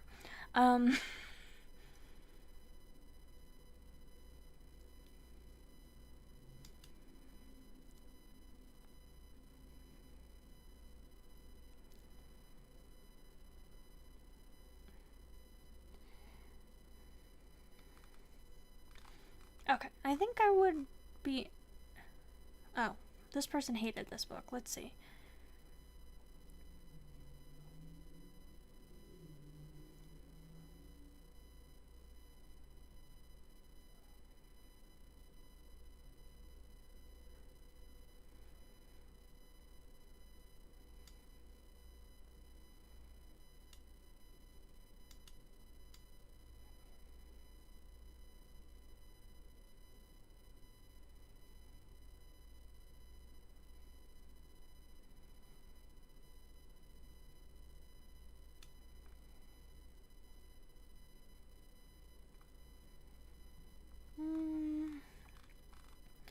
It seems like this is maybe just like a surface level understanding, and for me, who knows not much about it, I think that's all I need, so I'm willing to give it a try. Let me do it. Okay.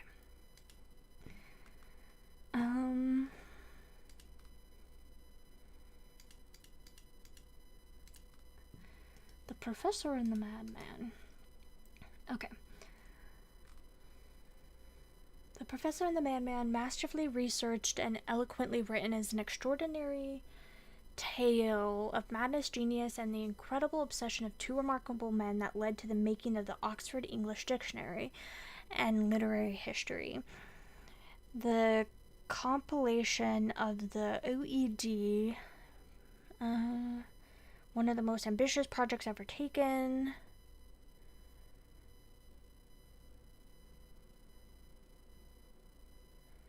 When the committee insisted on honoring him, a shocking truth came to light. Dr. Miner, an American Civil War veteran, was also an inmate for the asylum for the criminally insane. Jesus. Okay.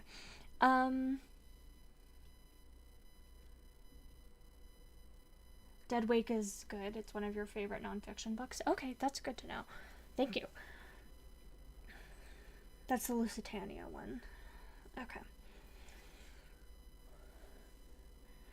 I've just never been that interested in the Lusitania, so I'm like, but maybe that book is the book that will make me interested in it.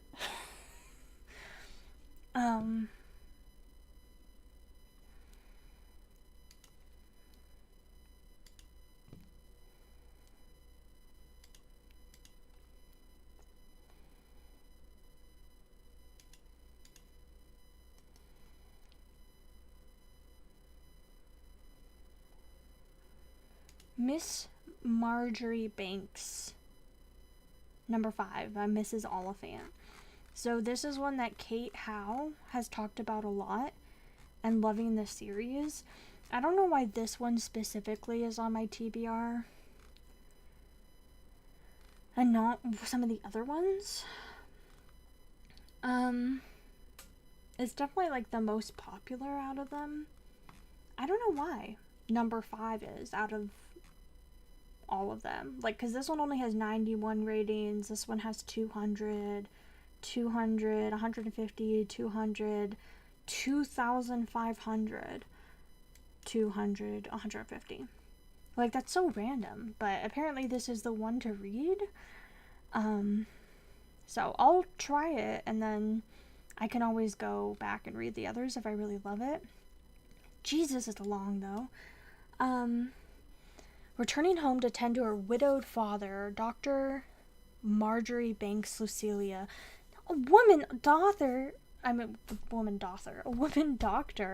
Lucilia soon launches herself into Carlingford society, aiming to raise the tone with her select Thursday evening parties, optimistic, resourceful, and blithely unimpeded by self-doubt. Lucilla, I don't know, is a superior being in every way, not least in relation to men. Okay, sounds great.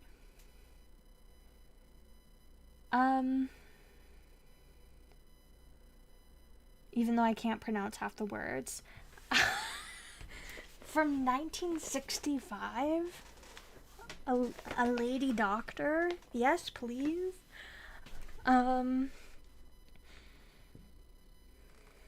didn't know it was about a doctor.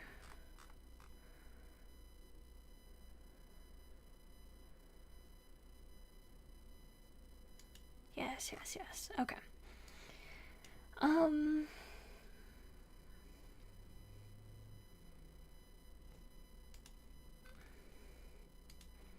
I hope I love it.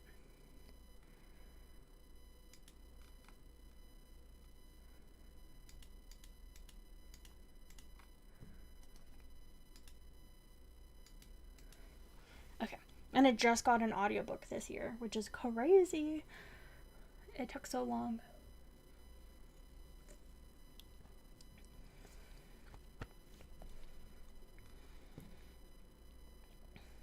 Genghis, Birth of an Empire.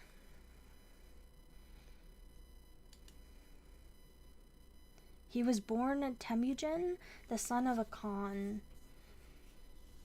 raised in a clan of hunters migrating across the rugged steppe. Temujin's young life was shaped by a series of brutal acts, the betrayal of his father by a neighboring tribe, and the abandonment of his entire family, cruelly left to die on the harsh plain. But Temujin endured, and from that moment on, he was driven by a singular fury, to survive in the face of a death, to kill before being killed, and to conquer enemies who could come without warning from beyond the horizon.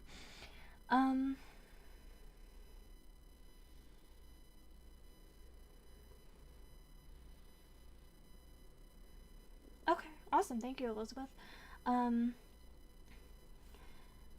Yeah, maybe I hadn't heard about it until the book either, but I've known about the book for a long time. It used to sell at the bookstore I used to work at, like in 2017 to 2019. I worked at the same bookstore, and that book was super popular there, like the whole time I worked there. So, I mean, not super popular, but like all of his books were popular, and so that might have been the first place I ever heard about it. But then, like, once it's on your radar, then you're kind of familiar. And one of my coworkers really liked that book and loved all of his books, so it's been on my radar for a long time. I just like big, like, disaster books aren't always, like, I guess what I'm drawn to reading. Okay. So I'm just now seeing that this is historical fiction. I thought this was a non-fiction book about Genghis Khan, which I would be so down to read. But it's a fiction book about Genghis Khan, and I just couldn't care less. Like, I would be so into reading a non-fiction book about that. But I had no idea. So I'm so glad I'm, like, going through and, like, looking at these very intensely, because I don't want to read fiction about that. Like, I just prefer to read realistic books about real people.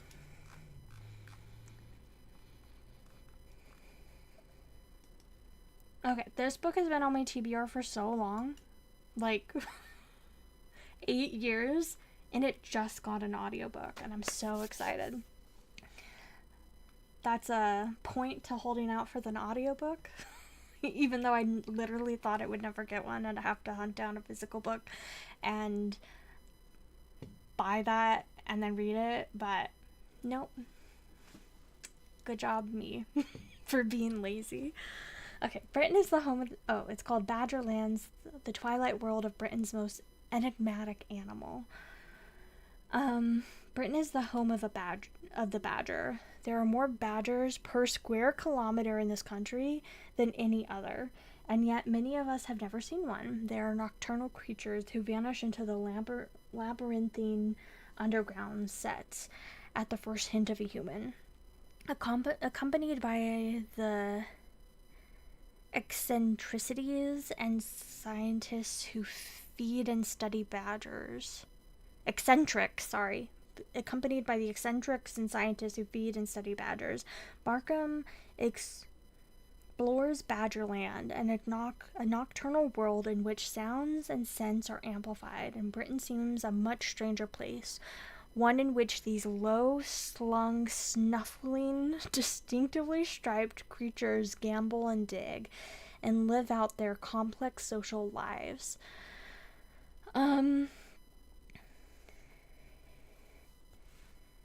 Okay, I definitely want to read this. I'm so excited that just this year... Oh, it looks like he self-published it? Oh, good for you, Patrick Barkham.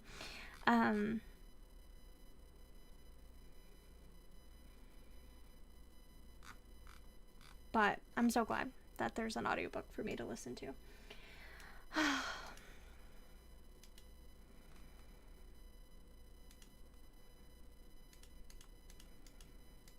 Now I want to hear about badgers all year long.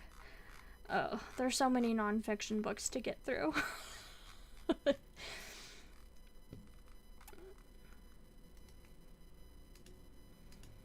I'm going. Okay, ever since Darwin, Reflections in Natural History. Stephen Jay Gould. I have only read one book by him so far, but I want to read a bunch of his stuff. I really liked Wonderful Life, The Burgess Shale, and The Nature of History. And I want to read a bunch of his other stuff. So interesting. More than any other modern scientist, Stephen Jay Gould has opened up to millions the wonders of evolutionary biology. His genius as an essayist lies in his unmatched ability to use his knowledge of the world, including popular culture, to illuminate the realm of science. Ever since Darwin, Stephen Jay Gould's first book has sold more than 250,000 copies. Like all succeeding collections by the unique writer, it brings the art of the scientific essay to the unparalleled heights. Okay, that's awesome. I didn't know that this was his first book. And yeah, definitely want to read that.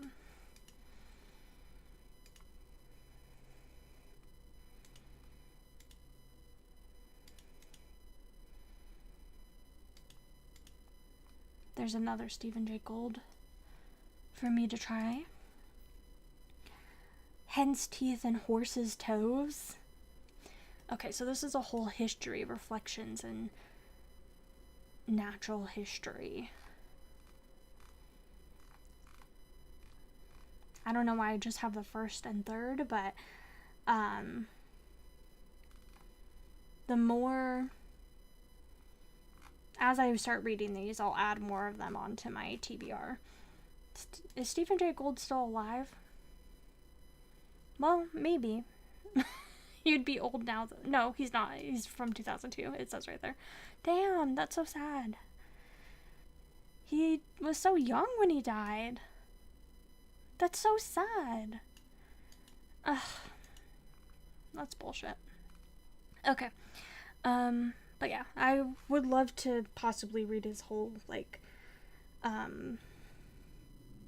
backlist at some point, because I think his writing is just so interesting. Definitely my vibe. And I love this name, Hen's Teeth and Horse's Toes, because hen's teeth is,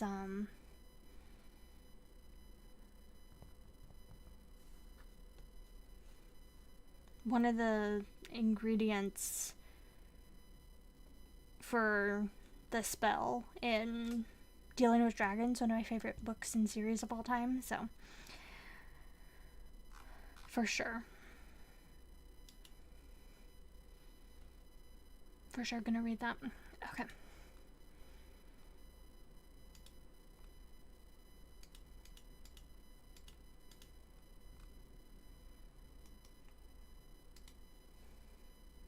Alright, I'm gonna take another little break, get some more water, and go to the bathroom again because I've been chugging this water. So I'll be back in 3 minutes. Go stretch your legs.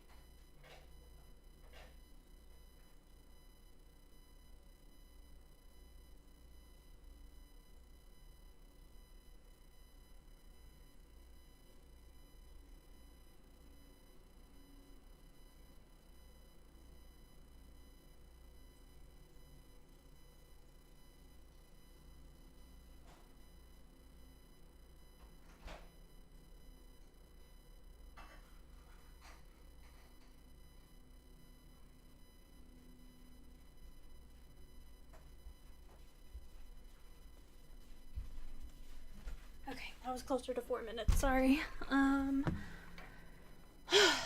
Okay. I really want to get through all these nonfiction books. I swear we're almost, well, okay, we're not almost there, but we do get into some fiction. This is just my nonfiction phase. And all these books were added on the same day. Oh god. Okay. When Elephants Weep. The Emotional Lives of Animals.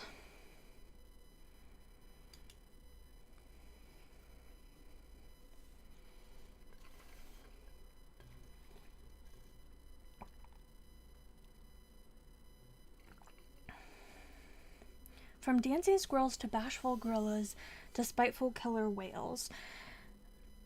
Masson and co-author Susan McCarthy bring forth fascinating anecdotes and illuminating insights that offer powerful proof of the existence of animal emotion.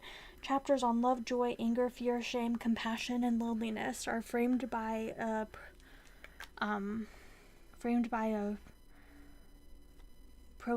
provocation, re-evaluation, and how we treat animals, from hunting and eating them to scientific experimentation, forming a complete and compelling picture of the inner lives of animals. When Elephants Weep assure that we will never look at animals the same way again. Wow, what a awful pixelation for that one.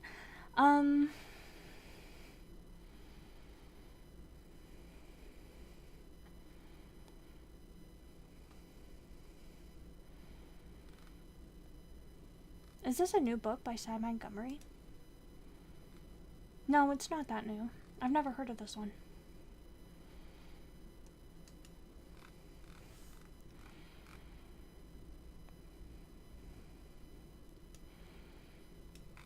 I don't know. For how old this book is, I think I would rather read a more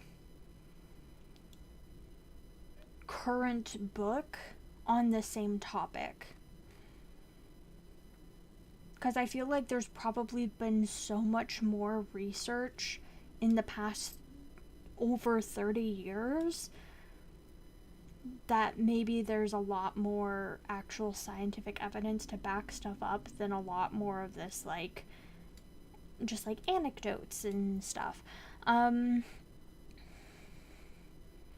So I think I'm okay letting this one go, but I would be interested in reading other books on the same topic.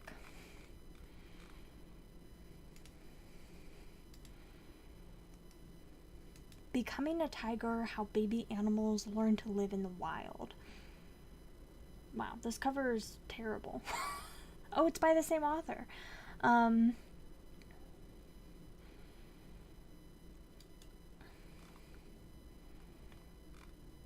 Again, not that... I don't know. Okay, Olive has this on her TBR, but she hasn't read it yet.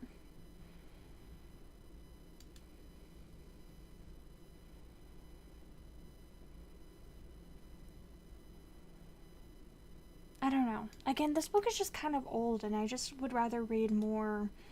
And I know this is silly when I'm like, oh, I'm interested in reading, like, this book, which is from the 70s, and this one from the 80s, but this one from 2004 is too old. But I specifically am super interested in this author who's older. I just want, like, I would want a more current book on this topic, I think.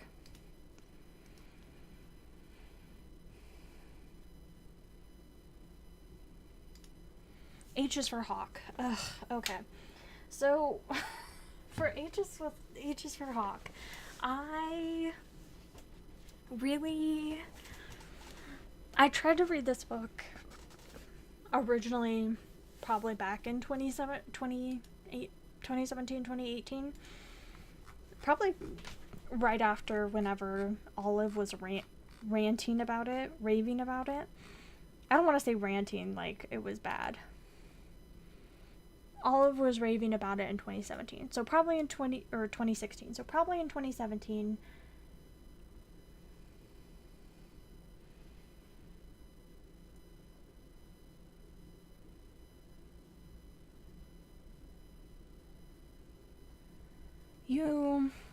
Yes, update your Goodreads.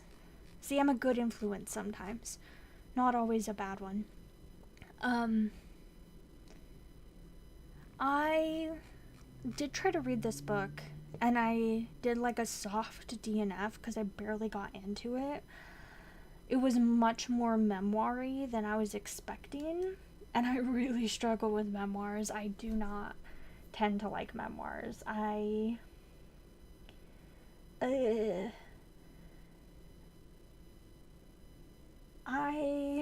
want to try it again because I love Olive. I'm a ride or die for Olive. I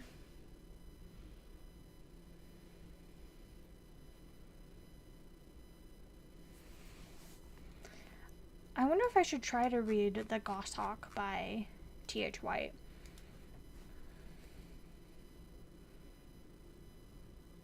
It's also a memoir. I'll add it to my TBR. We'll see.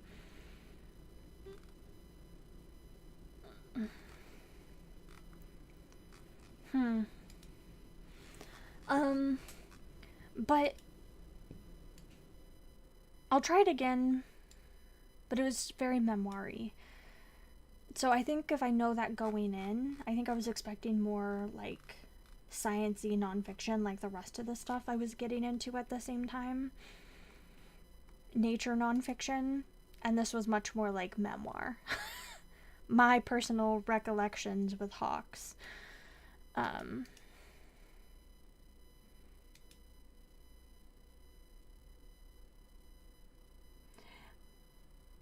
You still have the Goodreads librarian privilege? Okay, yeah, you should add that.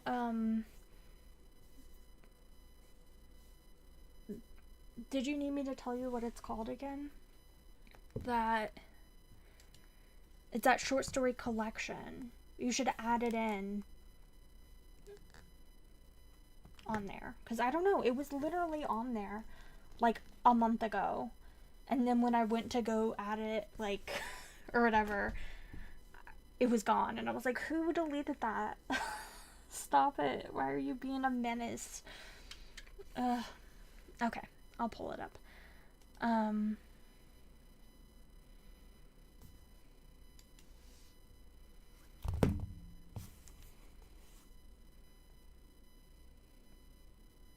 could just pull it up on my Kindle too. Let's see. Not my actual Kindle, my Kindle app. It's called Take Us to a Better Place by Madeline Ashby. But it's a bunch of stories. And one of the stories is by Martha Wells, and it's it used to be marked on there as the 0.1 is what it was marked as. And there was an edition let me see. Obsolescence. Obsolete. This one. Where it has 237 ratings.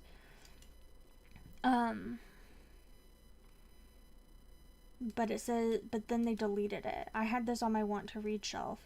It says this item does not meet our catalog guidelines and can no longer be rated or reviewed. And they deleted it. So probably re-adding this one probably wouldn't be a good idea. So I'm gonna probably re-delete it and get mad.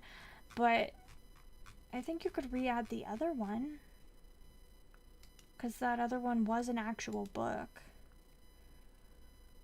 I don't know.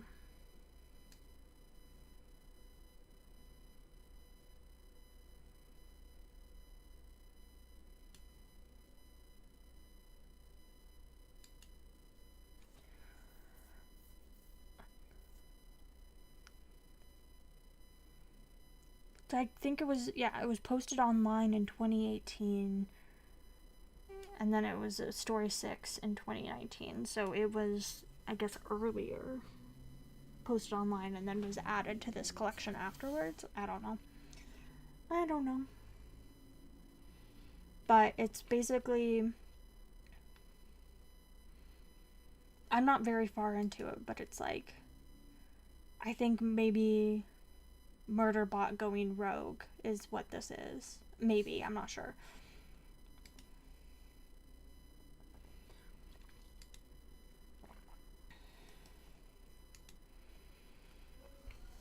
The birds of pandemonium, life among the exotic and the endangered. Look how cute these little birdies are. Okay. Each morning at first light, Michelle Raffin steps outside into the bird music that heralds another day at Pandemonium Aviaries, a full symphony that swells from the most vocal of more than 350 avian throats representing more than 40 species. It knocks me out every day, she says. But that sounds amazing. Birds fall in love, mourn, rejoice, and sacrifice. They have a sense of humor, invent, plot, and cope. They can teach us volumes on the inner relationships of humans and animals.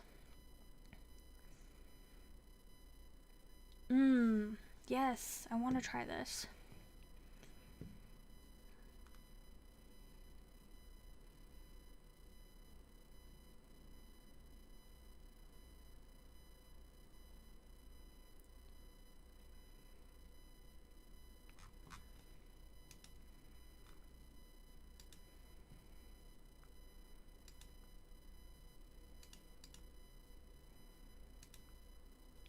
Okay. Song of the Dodo, Island Biogeography in an Age of Extinction. This is really old. By David Quammen. I haven't read anything by him yet, but he's very prolific in this genre. I'm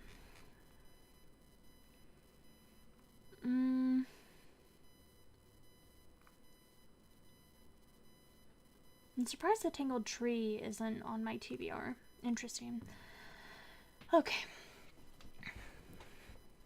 It's a brilliant, stirring work, breathtaking in its scope, far-reaching in its message, a crucial book in precarious times, which radically alters the way in which we understand the natural world and our place in that world. It's also a book full of entertainment and wonders.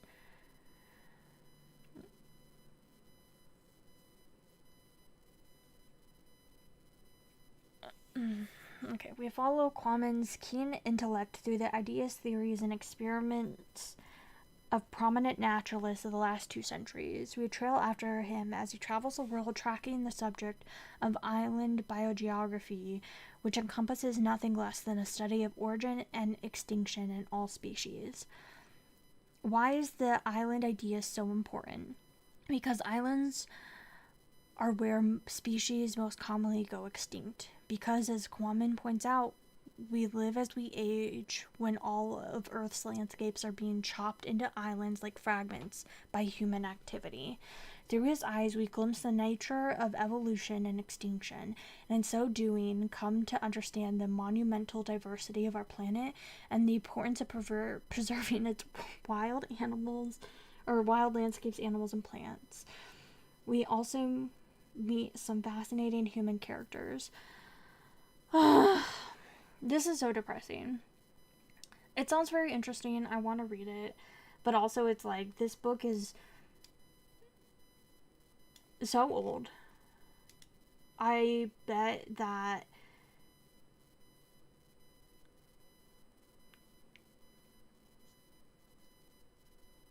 so many more animals and creatures have gone extinct since this book was published 30 years ago, and that things have just gotten so much worse in the last 30 years, and it has become so much more devastating in the last 30 years, and it's like, oh, Oh god. Yeah. Not good vibes. Okay. Science of the Magical, from the Holy Grail to love potions and superpowers.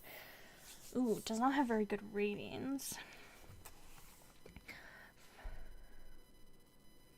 The Science of Monsters. Maybe that's up Elizabeth's.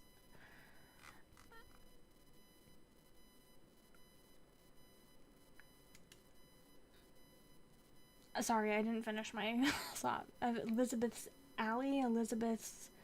Maybe that's on Elizabeth's shelf. Maybe that's should be on Elizabeth's radar. Doesn't have great ratings either, but ooh, I like this one better where it's colored.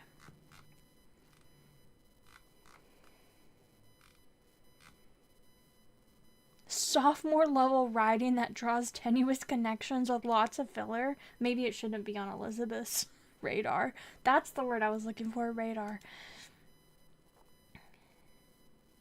Truth be told, this wouldn't be a bad entry point to literary anthropology for someone brand new to the topic, but anyone who's already passed a folklore, myth, and legend class wouldn't find much new here.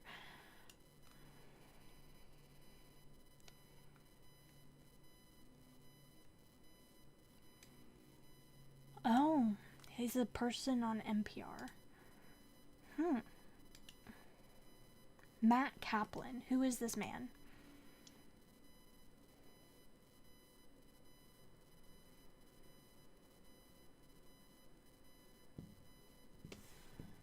The Genius Bat by Yossi Yovel.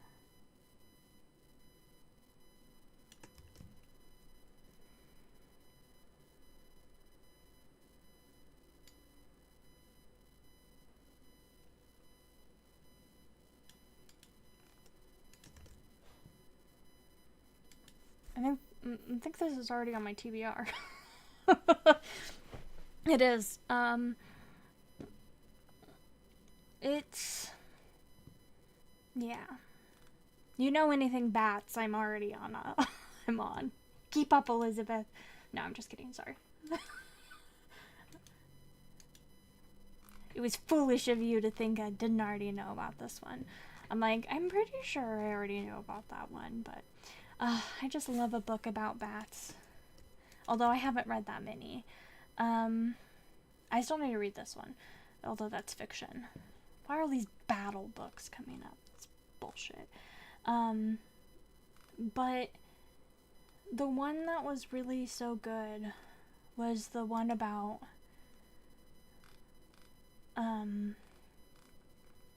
the one by Tuttle.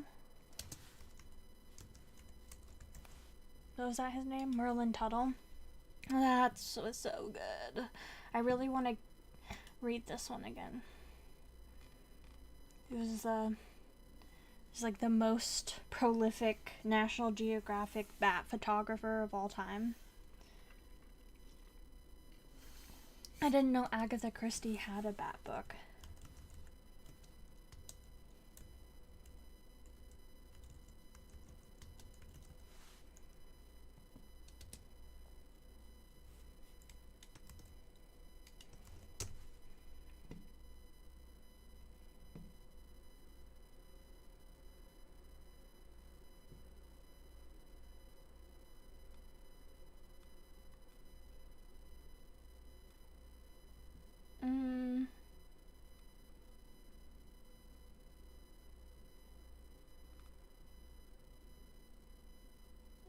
Are you sure it's not by this other author?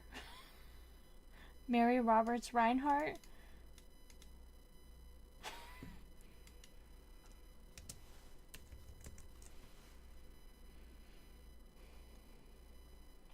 Peril? No?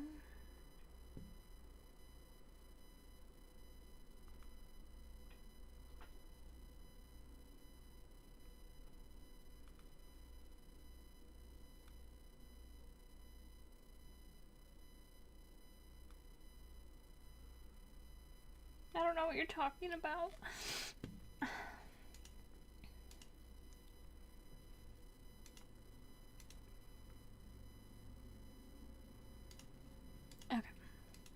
Science of the Magical.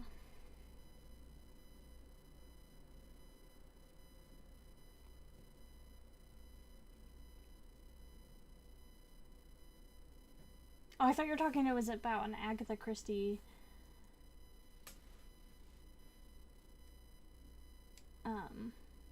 bat book. And I was like, Agatha Christie has a mystery about bats? I don't know what you're talking about. That's because it doesn't exist. No, I don't know what you're talking about. I haven't really read any Agatha Christie. I've read one. And then there were none. And that's all I've read by Agatha Christie. So, I don't really know anything about her or her books or anything. Oh, I'm sorry. So I don't know how much I would get out of a book about the crimes that inspired her, and I don't know any of her mysteries.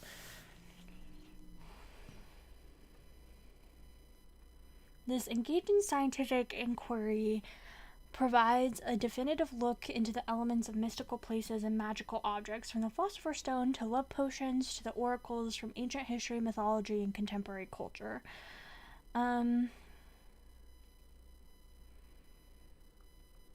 I don't think there would necessarily be anything wrong with reading this, but to be honest, I don't trust men.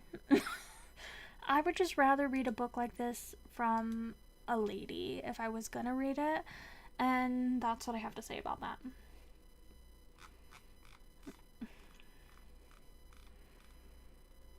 Like, if you're gonna be handling a subject where so many women have been blamed and hurt, and I don't know, I just feel like there's gonna be a lot of nuance to it, and I don't necessarily trust a man to be able to hold the nuance for this discussion.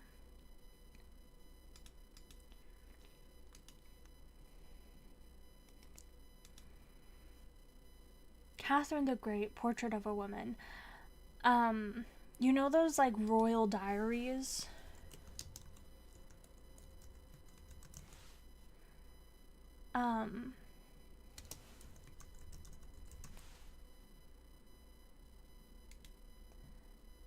Yeah, these ones. I read the one about Catherine. And,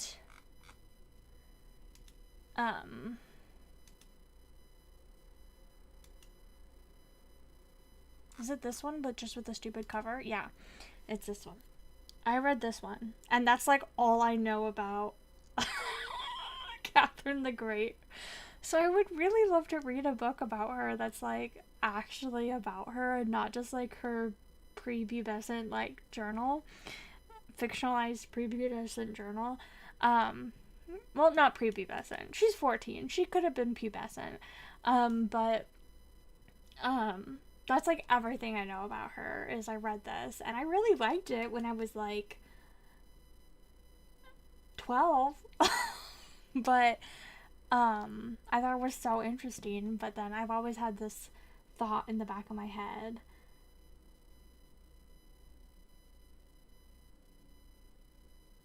Okay, it looks like Wells has said herself that even if the short story is in the same world, she doesn't consider a Murderbot story, so that's why it was removed. Okay, thank you. Oh, that's so sad.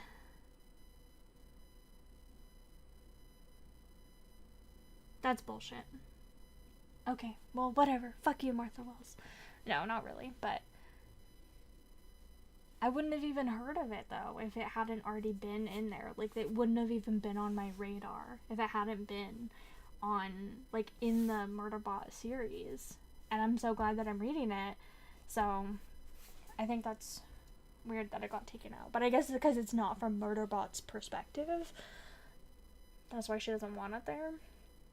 I don't know.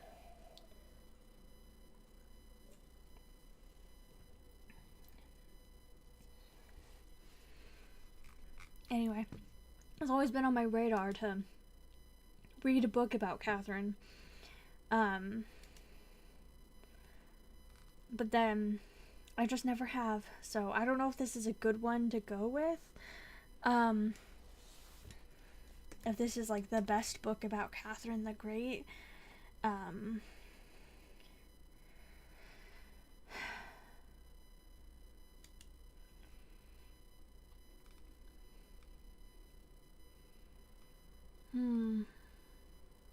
also have this one on my TBR, even though it has worse ratings.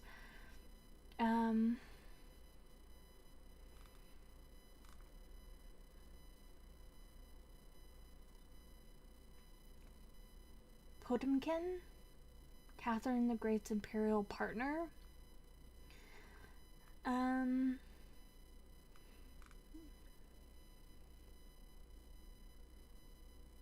Defied a deadly virus. Interesting. Okay, so yeah, maybe I'll just start with this one, and that would be a good starting place, because I think she would be interesting to learn about, because I really don't even remember what I did read.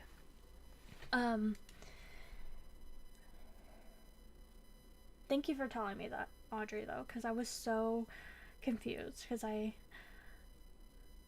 added it to my TBR, and then, like, literally, like, a month later, it was gone, and I was like, what happened? Went to Russia at 14 and became one of the most powerful women in history.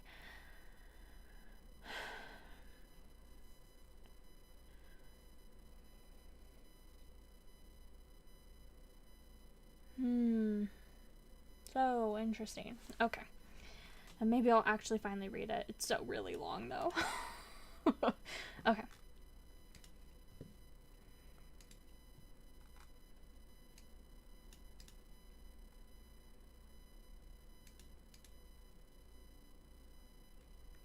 Rules of Civility. Speaking of Olive, does this book even sound interesting to me, like, at all? Not really. But do I want to read it purely because Olive loves it so much and rereads it every single year? Yes. Let's read what it's about, though. Okay. This sophisticated and entertaining first novel presents the story of a young woman whose life is on the brink of transformation. On the last night of 1937, 25-year-old Katie Content, yeah, I don't know, is in a second-rate Greenwich Village jazz bar when Tinker Gray, a handsome banker, happens to sit down at the neighboring table. This chance encounter and its startling consequences propel Katie on a year-long journey into the upper echelons of New York society.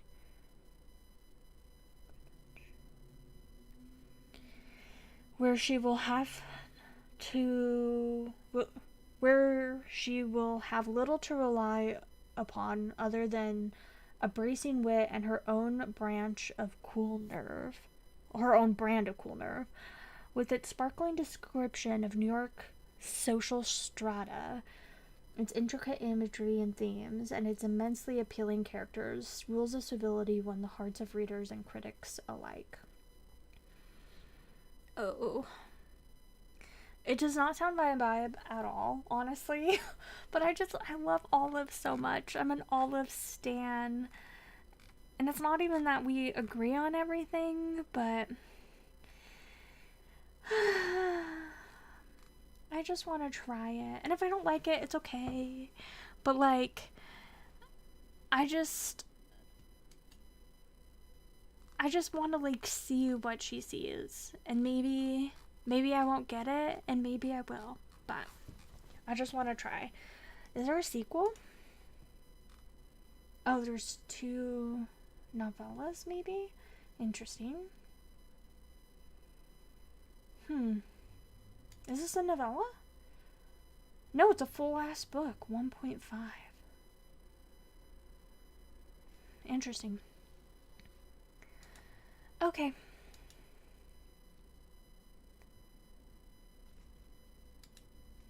I'll try it, but I'm scared. Historical fiction. That's all it is. Oh. And pure historical fiction scares me. I want some fantasy. I want some horror. I want a mystery. I want a romance. I want some sci-fi. I want it to have some kind of weird speculative twist. And I feel like I should read it in summer, because that's when Olive always reads it. She always reads it in like June and July or something. So maybe I'll do spring, summer, and try to get the Olive vibes.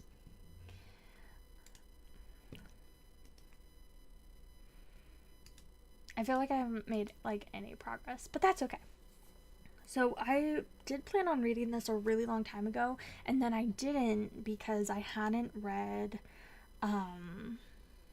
Lady Susan or the Watsons. I think, I just clicked on that as if that was Jane Austen. I think I have read, I'll do that to open another tab now though.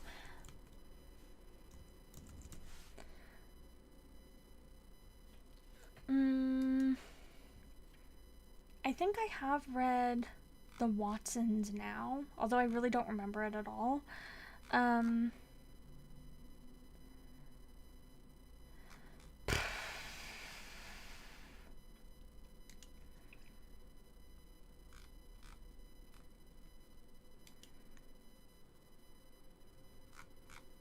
Yeah, so I need to...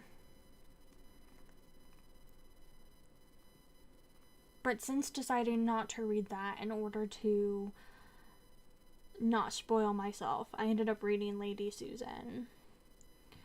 And so now I feel like I can finally read it. Because I didn't want to risk getting spoiled. Take a trip back to Jane Austen's world and the many places she lived as historian Lucy Worsley visits Austen's childhood home, her schools, her holiday accommodations, the houses both grand and small, of the relations upon whom she was dependent, and the home she shared with her mother and her sister towards the end of her life, and places like Steventon Parsonage, blah blah blah blah blah.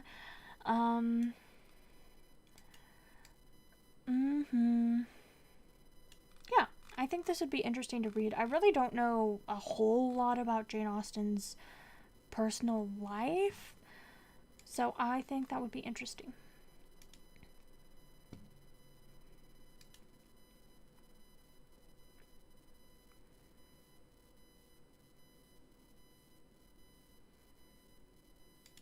I think I could read that any old time.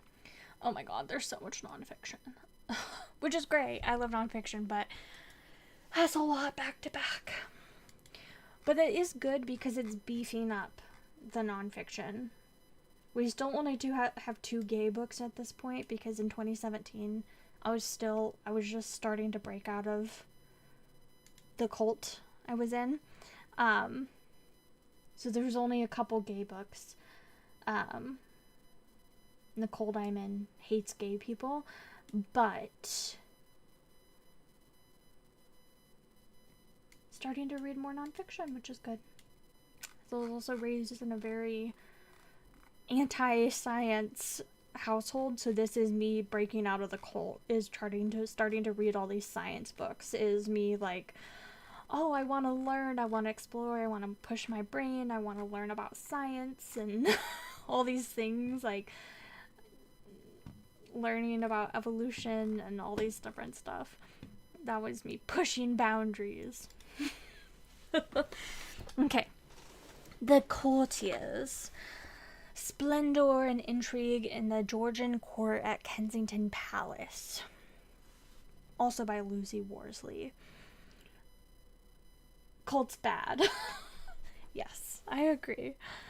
Ugh, not good. That was also not a vibe. I hope, yeah. I don't know if you've ended up watching the previous streams, if you've gone back and watched any of them or whatever, but there was like a book in 2014 that I added, and I was like, it had lesbians in it, and I was like, I'm shocked I added this. I was afraid of gay people. And somebody was, I think it was like Bandlegram maybe, was like, oh, I thought that was from 2024, not 2014. And I was like, you were afraid of gay people last year? And I was like, no, in 2014. I promise. Now if 50% of what I read is not queer in some way, I'm offended.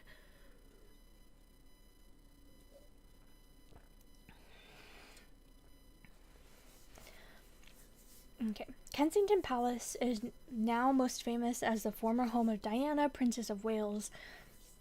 But the palace's glory days came between 1714 and 1760 during the reigns of George I and II. In the 18th century, this palace was a world of skullduggery, intrigue, and politicking, etiquette, wigs, and beauty spots, where fans whistled open like switchblades and unusual people were kept as curiosities. Lucy Worsley's The Courtiers charts the trajectory of the fantastically quarrelsome Hanovers and the last great grasp of British court life.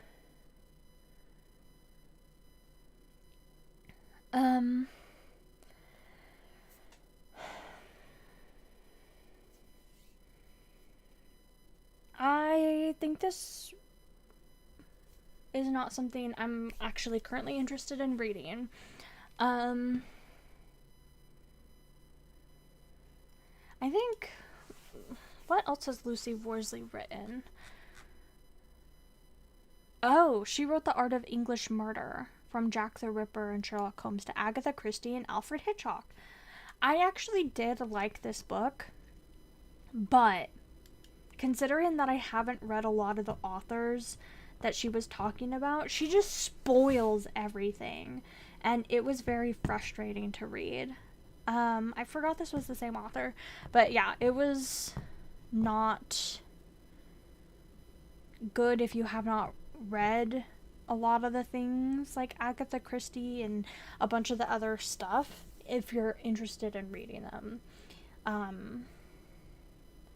There were like a couple books that I was like, oh, I want to read that. Oh, now I know the big plot twist. Thanks for that. And now it's been so long, I think I've forgotten some of them. But I was like actually quite annoyed at the time because I was like, why did you do that? But I did like it. I thought it was really interesting. This book was big, though, I think. Oh, no, it wasn't. It was only 300 pages. I think I'm thinking of something else then. Interesting. Okay.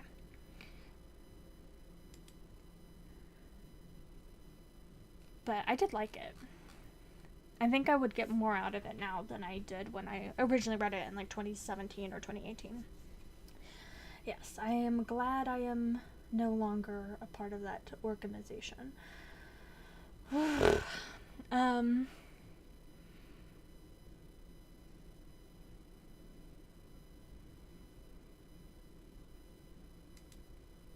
Okay, yeah, I will let this one go. The Romanovs. Okay, so I kept a different book on my TBR about the Romanovs, because I don't really know anything about them, and I think it'd be interesting to learn.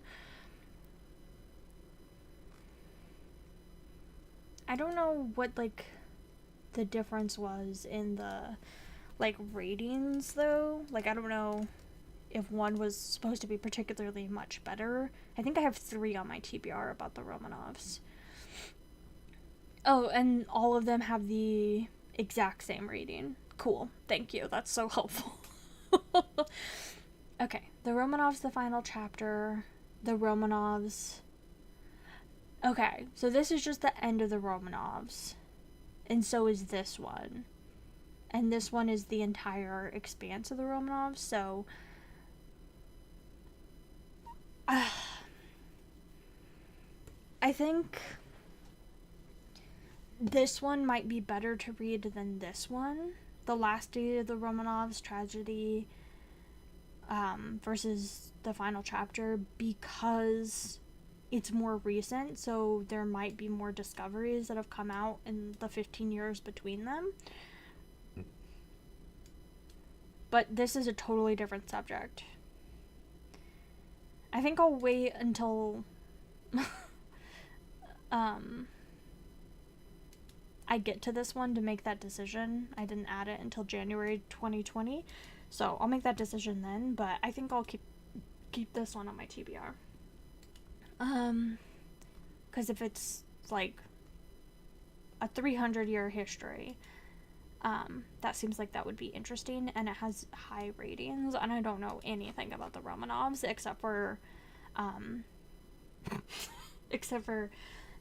Anastasia the musical, which, while I love Anastasia the musical, I don't think it's necessarily particularly accurate.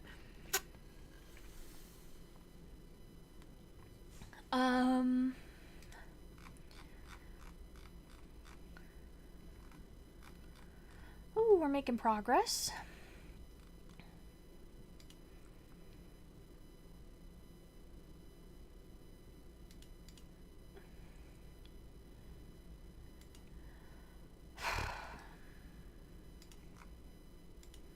I think I want to switch a cover, though, to something that is less blurry.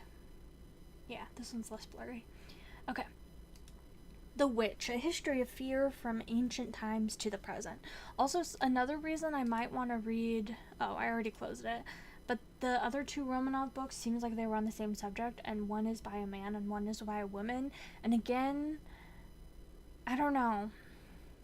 I just trust women authors more than male authors. And although that's like more what I lean towards in fiction, I think it's what I also want to lean more towards in nonfiction as well. Where I'm like, I don't know. Like, does Ronald Hutton have the nuance to deal with this subject? I don't know.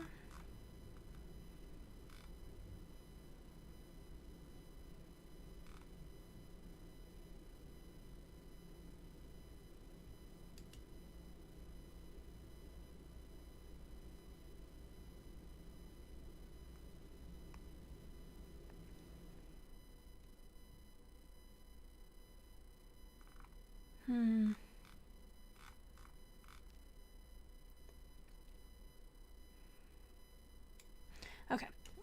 Let's read what it's actually about, rather than scrolling through all the reviews. Okay, The Witch, A History of Fear from Ancient Times to the Present. Why has societies all across the world feared witchcraft? This book delves deeply into the context, beliefs, and origins in Europe's history. The witch came to prominence often a painful death in early modern Europe, yet her origins are much more geographically diverse and historically deep. In this landmark book, Ronald Hutton traces witchcraft from the ancient world to the early modern state. This book sets the notorious European witch trials in the widest and deepest possible perspective, and traces the major historiographical developments of witchcraft. Jesus Christ. Hutton, a renowned expert on ancient, medieval, and modern paganism and witchcraft beliefs, combines Anglo-American and continental scholarly approaches to examine attitudes on witchcraft and the treatment of suspected witch. I'm so sorry, I literally cannot read today. Suspected witches across the world, including in Africa, the Middle East, South Asia, Australia, and North and South America. And from ancient pagan times and current interpretations, his fresh and anthropological and ethnographical approach focuses on cultural inheritance and change while considering shamanism, folk religion, the range of witch trials, and how the fear of witchcraft might be eradicated. Whew! I feel like my brain broke while reading that. I cannot read anymore. Okay. Or could I ever? I kind of like this black and white cover. I mean, this is a black and white cover too, but you know what I mean. This white and black cover versus this black and white cover. I think I will give it a try, but I'm looking out for you, Ronald Hutton. Got my eye on you.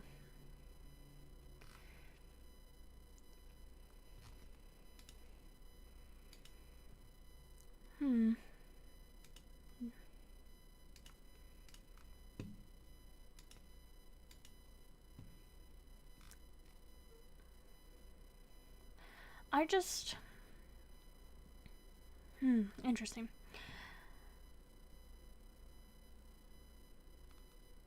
Queens of the Wild, Pagan Goddesses in Christian Europe. Investigation. Okay. Yeah. I just trust female authors more. With everything. Empire of Sin, a story of sex, jazz, murder, and the battle for modern New Orleans by Gary Christ.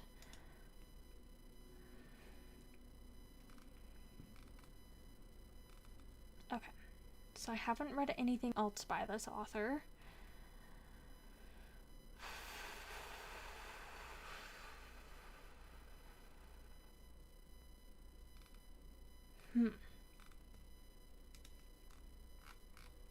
And have any of my friends read it? One of them, and they did not like it. It's all on Olive's TBR. Okay. From best-selling author, an account of New Orleans' other civil war at a time when commercialized vice, jazz culture, and an endemic crime defined the battlegrounds of the Crescent City. Empire of Sin recreates the remarkable story of New Orleans' 30 Years' War against itself, pitting the city's elite better half against its powerful and long-entrenched other world of vice, perversity, and crime. This early 20th century battle centers on one man, Tom Anderson, an undisputed star of the city's Storyville Vice District. What's the difference of a SAR with a C versus a SAR with a T?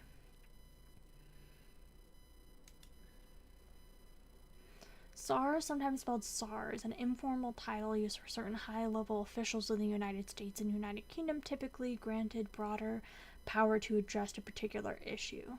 The term is gender neutral.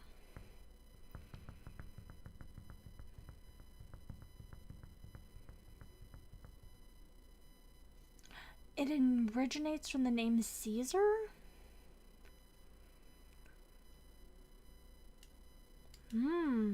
Interesting. Okay.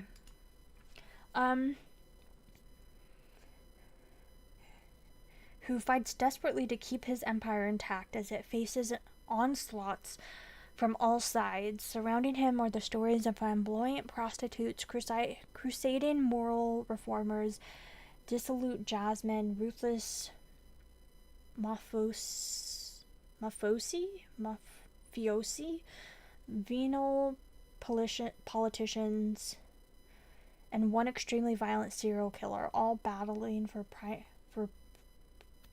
primacy in a wild and wicked city unlike any other in the world. Have you read this? This sounds like it's up your alley.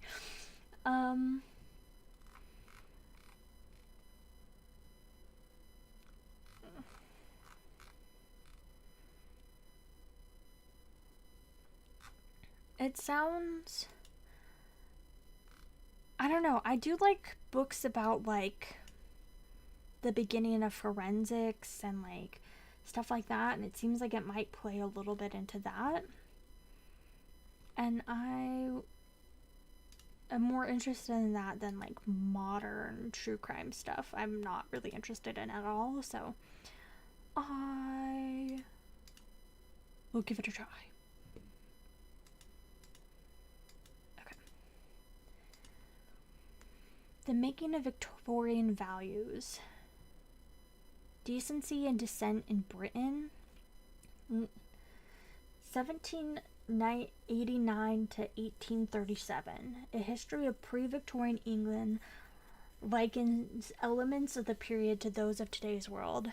In an account that cites the contributions of Romantic authors, profiles the role of imperialism, and traces Britain's influence as an economic and political power by the author of The Triumph of Laughter. Oh god, they're having sex. Okay. Whoa, that's not the author picture I was expecting. Mm,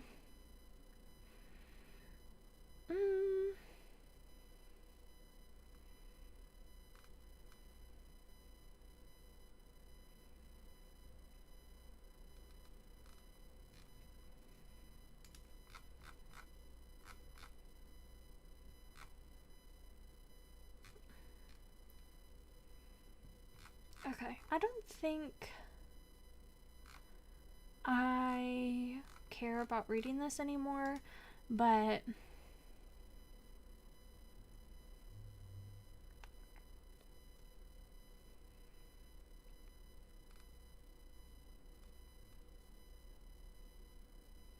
Laughter of Triumph. Whoa, what an awful quality cover. William Hone and the Fight for the Free Press. Okay.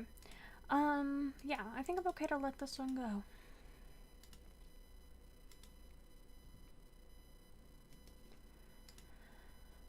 Sex with the Queen, 900 Years of Vile Kings, Virile Lovers, and Passionate Politics by Eleanor Herman. In royal courts bristling with testosterone, swashbuckling generals, posh courtiers, and virile cardinals, how did repressed regal ladies find happiness? Anne Boleyn flirted with courtiers, Catherine Howe slept with one, Henry VIII had both of them beheaded. Catherine the Great had her idiot husband murdered and ruled the Russian Empire, the long list of sexy young favorites. Marie Antoinette fell in love with handsome Swedish court Count Alex Ferguson, who tried valiantly to rescue her from the guillotine. Princess Diana gave up her palace bodyguard to enjoy countless love affairs, which tragically led to her early death. I don't know anything about Princess Diana.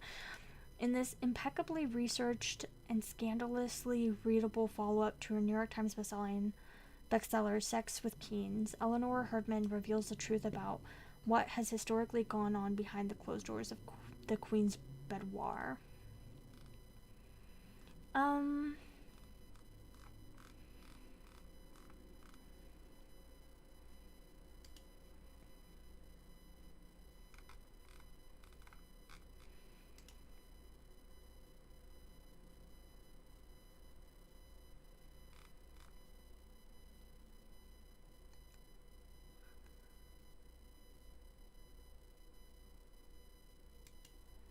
Yeah, I don't really think that this is something I want to read. I didn't know. Yeah. And I'm like, I don't know anything about Princess Diana, but I don't know. I just don't think this is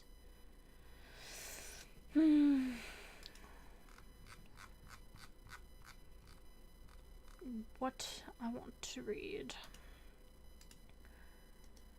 Georgiana, Duchess of Devonshire. The winner of blah blah blah. Lady Georgiana Spencer was the great aunt of Diana, Princess of Wales, and was nearly as famous in her day. In 1774, at the age of 17, Georgiana achieved immediate celebrity by marrying one of England's richest and most influential aristocrats, the Duke of Devonshire.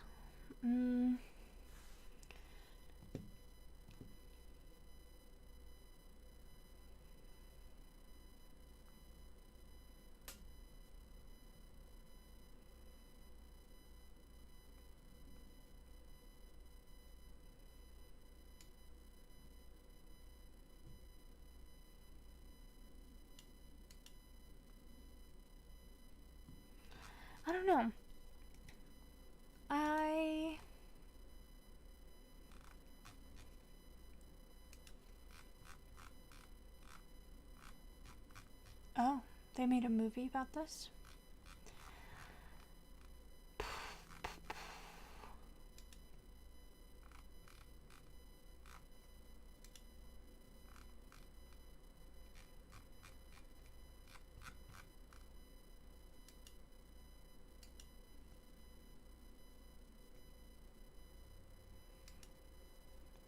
Okay.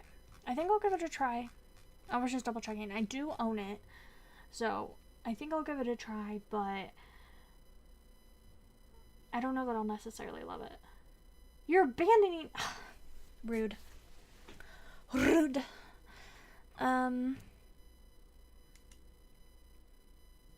a good weekend. I hope you have a great time.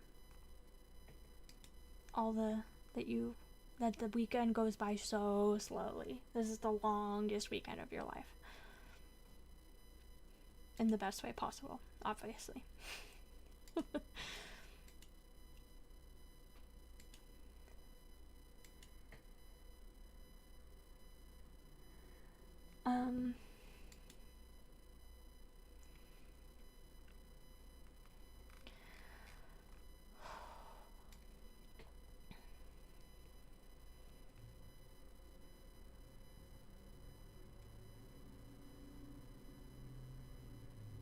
Oh. Gosh, so many books. I feel like we're in such a big slog right now.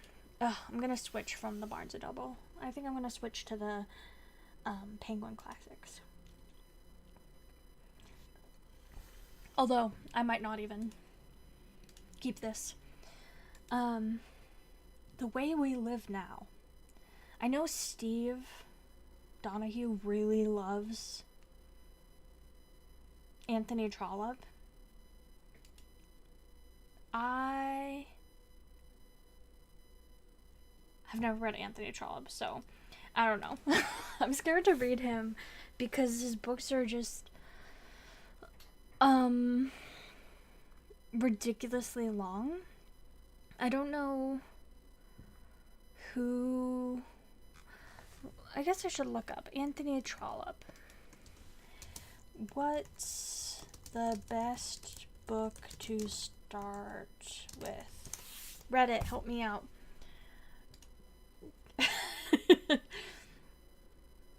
Also, this is all Chris. If you use Reddit and you're like, what the fuck? Yeah, this is all Chris.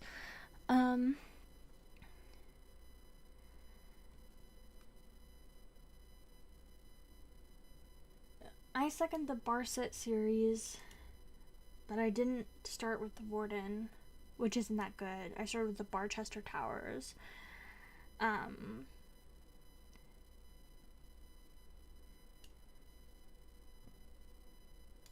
Dr. Thorne.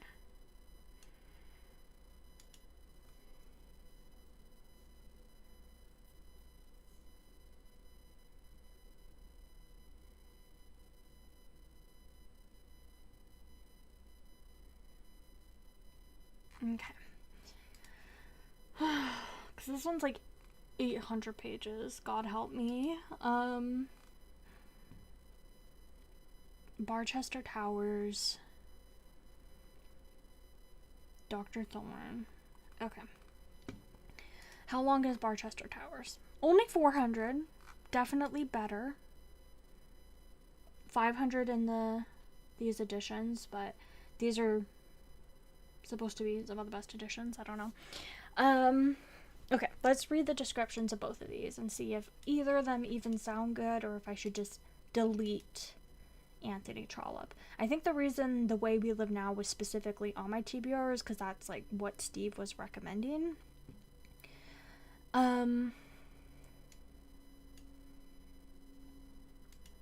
Considered by contemporary critics to be Trollope's greatest novel, The Way We Live Now is a satire of the literary world of London in 1870s and a bold indictment of the new power of speculative finance in English life. I was instigated by what I conceived to be the commercial profligacy of the age, Trollope said. His story concerns Augustus Melmotte, a French swindler and scoundrel, and his daughter, to whom Felix Cardbury, adored son of the authoress Lady Cardbury, is induced to propose marriage for the sake of seducing a fortune. Trollope knew well the difficulties of dealing with editors, publishers, reviewers, and the public. His portrait of Lady Cadbury, impetuous, unprincipled, and unswervingly devoted to her own self-promotion, is one of his finest satirical achievements. His picture of the late 19th century England is of a society on the verge of moral bankruptcy, where the traditional virtues of Tory squirearchy, represented by Roger Cardbury, proved to be no match for the financial genius of Augustus Melmotte. In The Way We Live Now, Trollope combines his talent as a portrait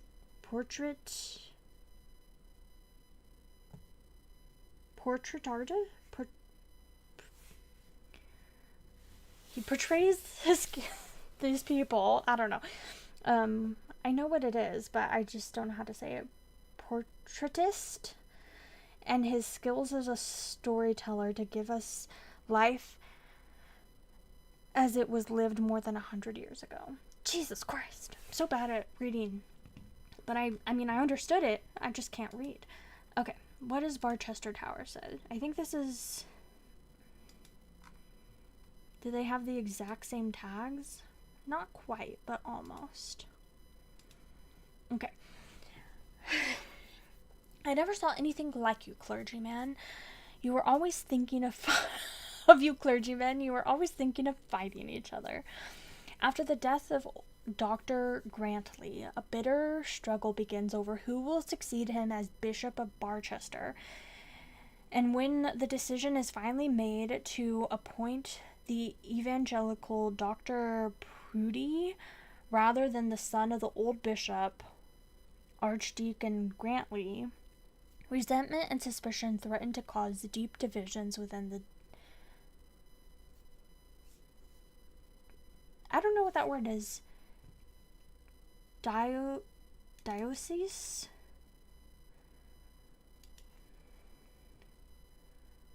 A district under the pastoral care of a bishop in the Christian church. Diocese. Okay. Interesting.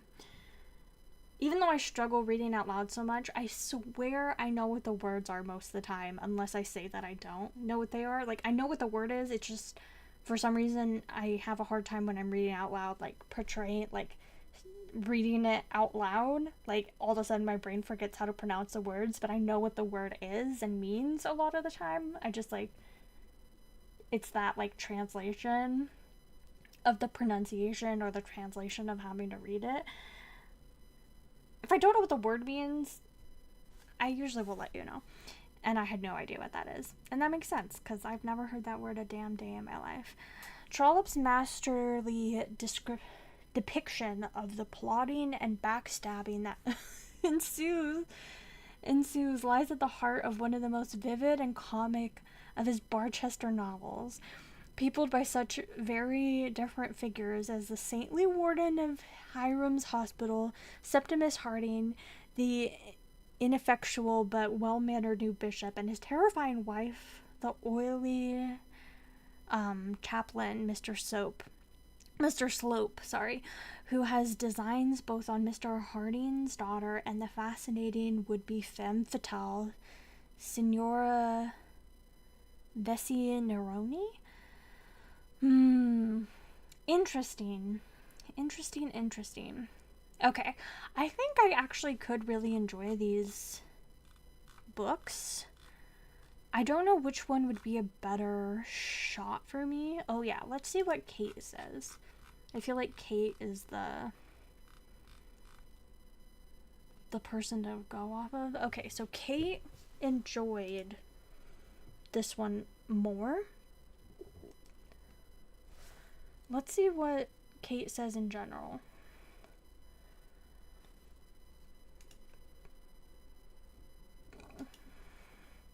Currently reading 30 books.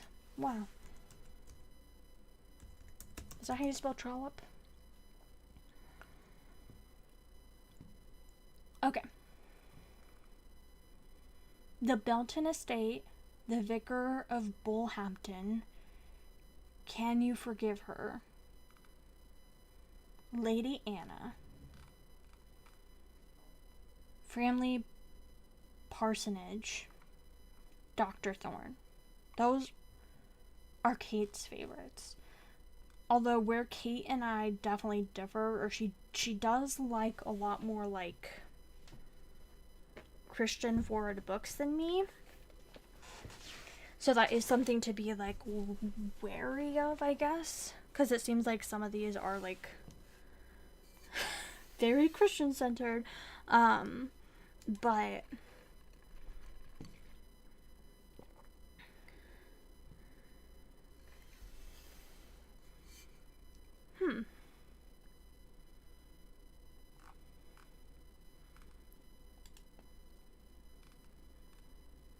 but she will sometimes say that in her review. She's like, if you are like easily very icked out by stuff like that. Oh, and Katie really likes this. Ugh, I like Katie. Okay.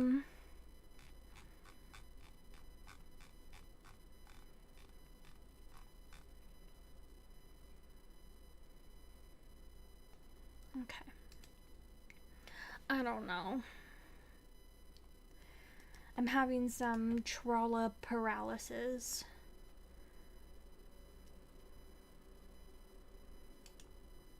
Okay. I think The Way We Live Now actually does sound super interesting, even though Kate didn't enjoy this as much. And Amanda only gave it a 3, and I love Amanda. But Libby gave it a 5, and I love Libby. And Ange gave it a 4. And Ange and I have agreed on quite a few books. But Libby is like... ugh. The way she talks about books is just so... brilliant. I enjoy her insight on books so intensely. So... if she really loves it, I think it could be very good. See? And we hate the same books. Oh, I don't know. Oh, although she hated a book I loved, so I don't know. Anyway. Ugh. Okay, I think I'll keep The Way We Live Now on my TBR and just go with it. And hopefully I like it, and if I don't, I might put another on my TBR.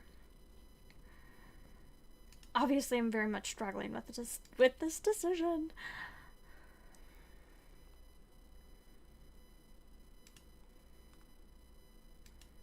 I think I should try to read it in the spring or summer, though. Because it's so long, I feel like that might be a better time to try to read it.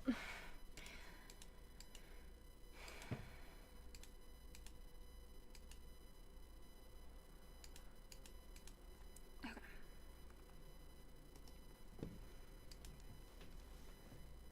The Tide, the science and stories behind the greatest force on Earth. Oh. What pretty cover! What? Yeah, what the hell is this cover when something like this exists?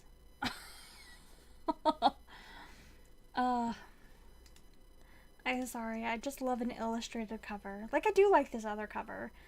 It's very science-y, but I just love an illustrated cover. I think this is so pretty. Okay. Oh my gosh, I've been chugging my water. I really have to pee. Oh. Ugh, okay. I'm gonna go to the bathroom again. Holy shit, it's already 8? Okay, I think I'll go till like 8:30 or something. So I will go back. I will be back. And then maybe go for like another half hour. So I'll be right back.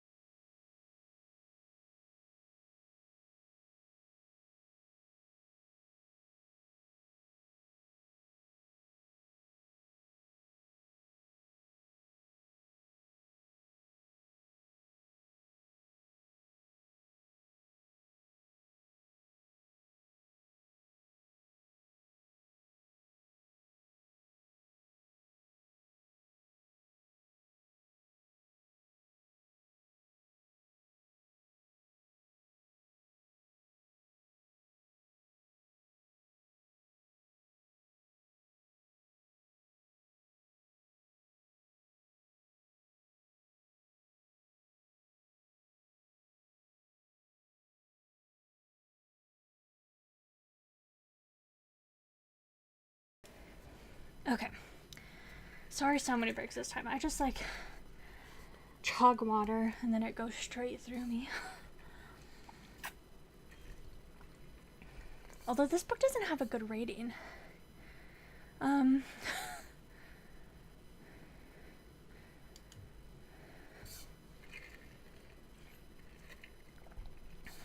Sorry. That was connected to my last thought about how great this cover is. From CNET to D-Day, the history and science of unceasing tides is explored for the first time. Half of the world's population lives in coastal regions, lapped by tidal waters, yet how little most of us know about the tide, a key force on our planet that has altered the course of history and will transform our future.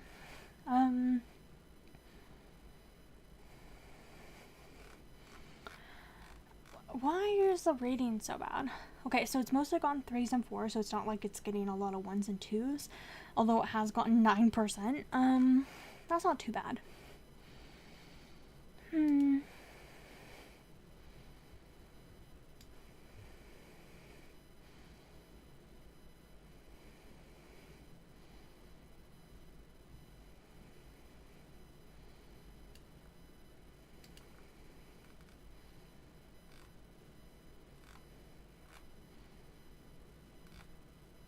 Yeah, I think I'm still interested in giving it a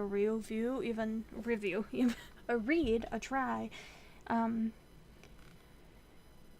Also, I do love this cover, but like, this one, and this one, I really like.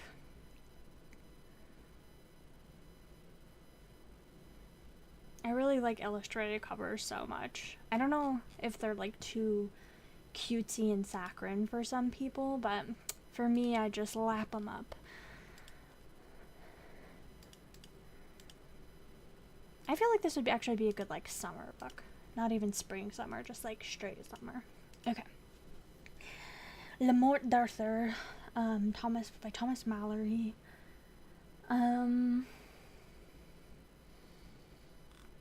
Okay, I think I will read this. Oh, what a beautiful cover. Excellent book.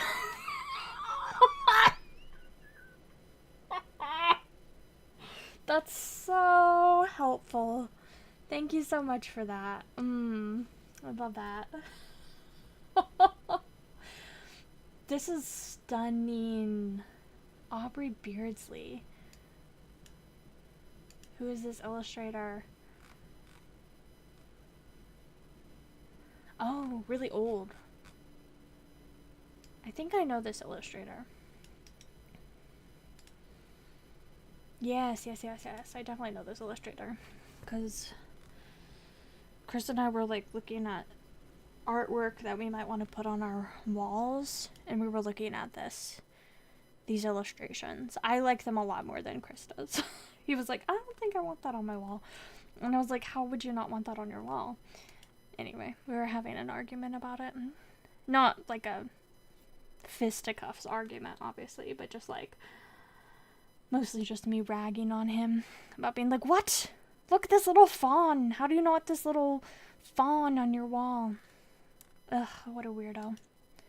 I love this art style. It's so pretty. Okay. Oh, this is from Le Morte d'Arthur. Oh, so cool. Okay. If I love this, I'll have to get this edition by Aubrey Beardsley. That's an excellent book. Okay. The greatest English version of these stories. This edition is the first design. Okay. Well, I was hoping for a little bit more information about the book, but since that's not being shared.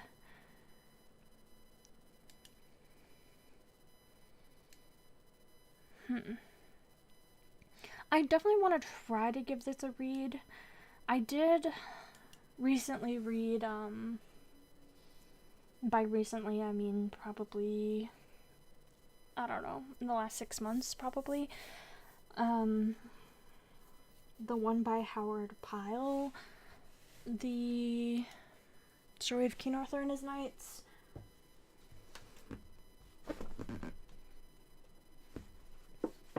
Sorry, I have it behind me, so I was grabbing it. Yeah, the story of King Arthur and his knights. And I did not really like it, so I think that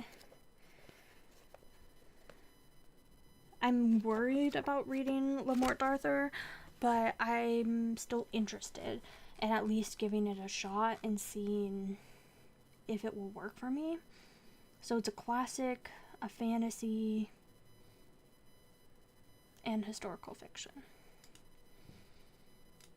That's so funny that it's like, it's a book written in the like 1400s, but it's still a historical fiction because it's about like the 5th century or whatever.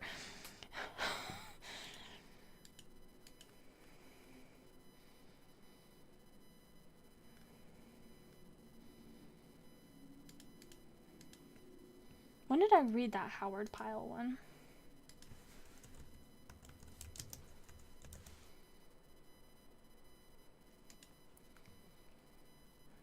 But it just made me very, I don't know, more unexcited. Oh, did I read it a whole year ago? Jeez, what is time? I read it a whole year ago. I thought I read it in the last 6 months. I think it's because I didn't add it to my Goodreads until I marked all the books that I had read in the last year. I added them all to my Goodreads in July. So I was like, oh, I just read it in July. No. No. I read it a year ago. Okay, that makes sense why. I was like, it doesn't feel very fresh in my memory. That makes sense. It was so long ago. But also, I only just added it. It was, yeah. But I've been able to really enjoy some, like, King Arthur retellings. Like, I really like the one by Kirsten White. Oh. Kristen White? No.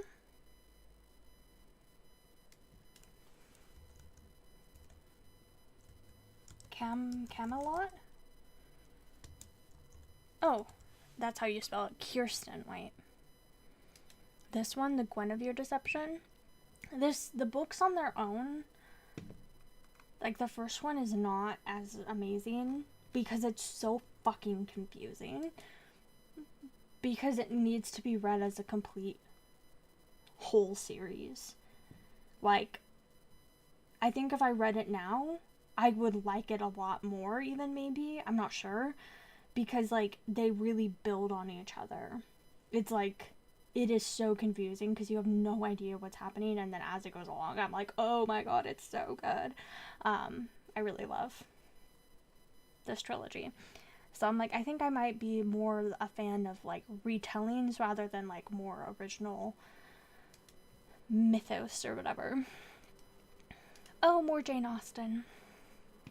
Who's shocked? Why? Jane on the Brain, exploring the science of social intelligence with Jane Austen. Why is Jane Austen so phenomenally popular? Why do we read Pride and Prejudice again and again? Why do we delight in Emma's mischievous schemes? Why do we care that Anne Elliot of Persuasion suffers? We care because it our biological destiny. We care because it is our biological destiny to be interested in people and their stories. The human brain is a social brain.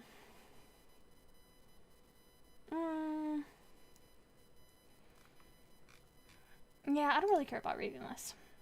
I think maybe I saw Jane Austen and I was like, more Jane Austen, but I don't really care. Mad Hatters and March Hares. Definitely want to read this. I don't care how low the rating is. I will read anything else one of them.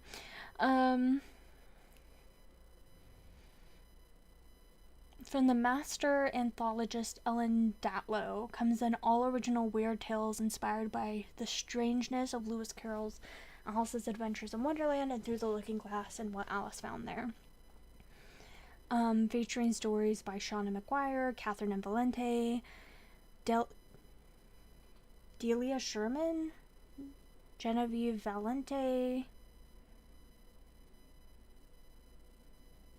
Valentine Priya Sharma. Oh, okay. I don't know who that, I haven't read anything by Priya Sharma, but she was in that video by Books and Lala about the Stand short story collection. That was really interesting. Blah, blah, blah, blah, blah. I haven't read a bunch of these people. I've definitely read Jane Yolen. And I'm definitely going to read this. I'm so interested in reading it. I remember when it came out, although I hate this cover. I know it's not AI generated because this was released in 2017. Doesn't it look AI generated though? You know, it looks misaligned and uncanny and weird. And I know that's like the Alice in Wonderland feel, that they did this on purpose, but now it just kind of doesn't feel right. And I don't like this one either. Why are they giving this book such absolutely fucking ugly covers? I'm sure it would have sold better. 339 ratings, that's so depressing. I'm sure it would have sold a lot better if it didn't have such a heinously ugly cover. And that's my 2 cents. Fantasy, horror.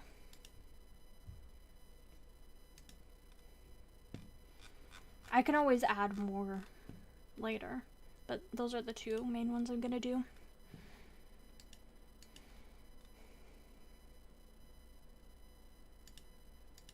I'll do all. Okay. Ooh, I really wanted to try to push through to get all the way to January, but I don't think it's gonna happen. I'm too distracted, too wordy. Okay.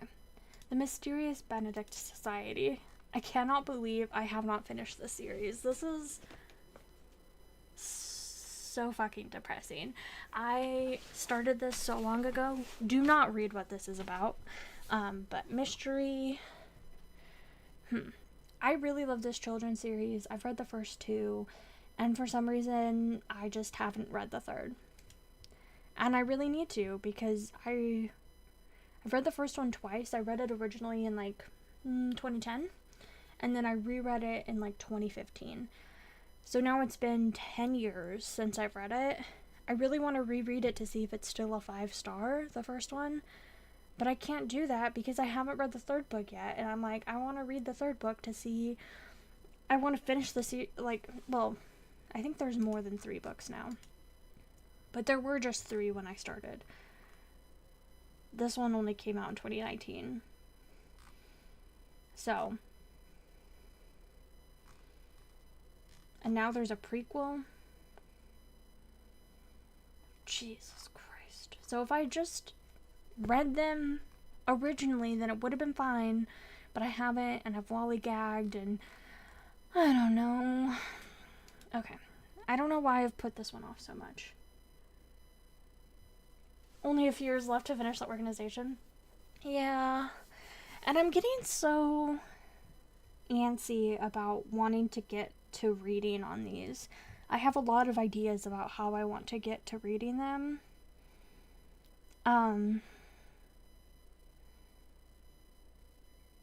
So I'm gonna do that soon.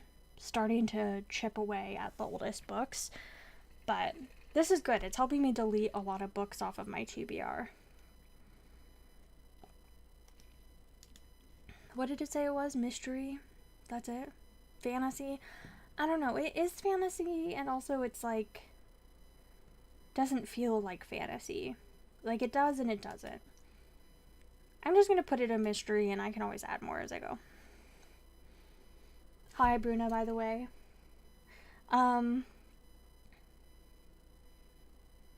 Was it you, or was it someone else who... It might have been someone else, who was like... I thought that book was from 2024, not 2014. when I was talking about being afraid of gay people. Was that you? Do you know what I'm talking about?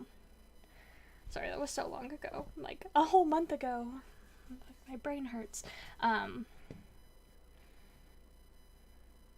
was like, I'm so shocked I added this book to my TBR because I was, like, really homophobic back then. Because I was in an ultra homophobic religious cult that told me gay people didn't deserve rights. And I was not breaking out of it yet at that point. So I'm like shocked that I had added a book and you were like, in 2024? Was that you or was that someone else?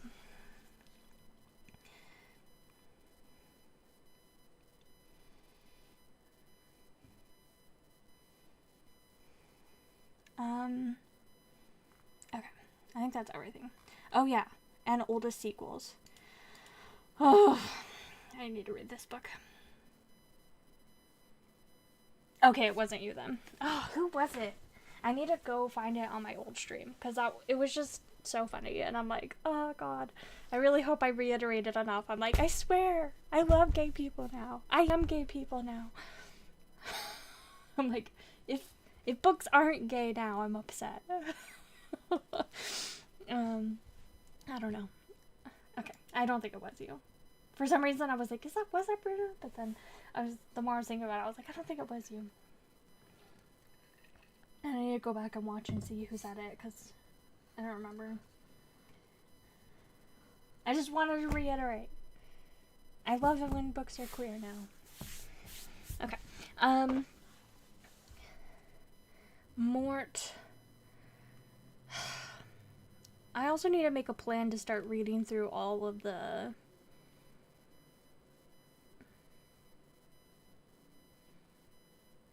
Discworld books.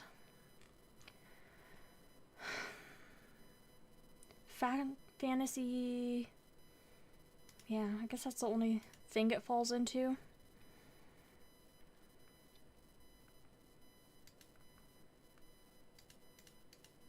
And oldest sequels. Because I read them so slowly because I'm like, I don't want to run out. And then I've started to go through and like reread some of them and stuff, and I've only read 3 of them, and I've like reread them all like multiple times, and I'm like, I just don't want to run out of Terry Pratchett. And I'm like, I'm already in my 30s now. I'm like, it's okay, I can read them, and if I do run out, I can just reread them. It's okay. I need to stop lollygagging. Okay, Vision in Silver. I really liked the first 2 books in this series. I think I give them both 4 stars. I did. Major content warning for this first book about self-harm and also like assault. Because she's like a blood prophet, and like the way that she prophesies is whenever she bleeds, so. Oh yeah, so now I'm like bragging about my character arc. I'm like, I'm so developed. Anyway. Yeah, that was not my intention with that. I need to figure out who it was that I was talking to about that, because I've been thinking about it a lot, where I'm like, I hope they realize. Like, I don't know. Much a better person now. I hope. I think. I believe. But I didn't remember that Sana was reading these books. But yeah, anyway, I really want to continue with the series. I was literally just thinking about it like 2 days ago. So I will put this. It's fantasy romance. It's like a paranormal series. And I had a very good time with it. It's very autumnal to me. I'm going to put it on my autumn shelf. I don't know if I should put it on other shelves. I don't want it to get stuck only in autumn, but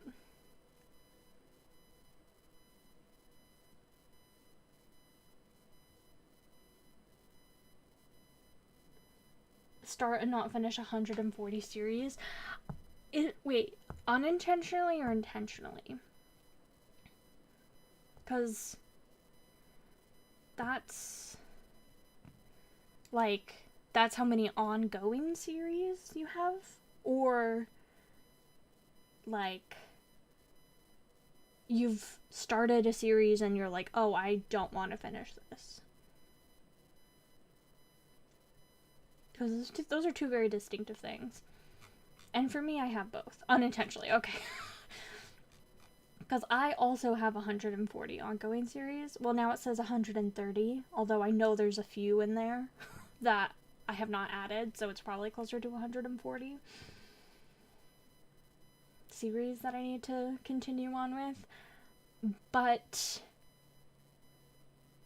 series that I've given up on, oh, there's definitely hundreds.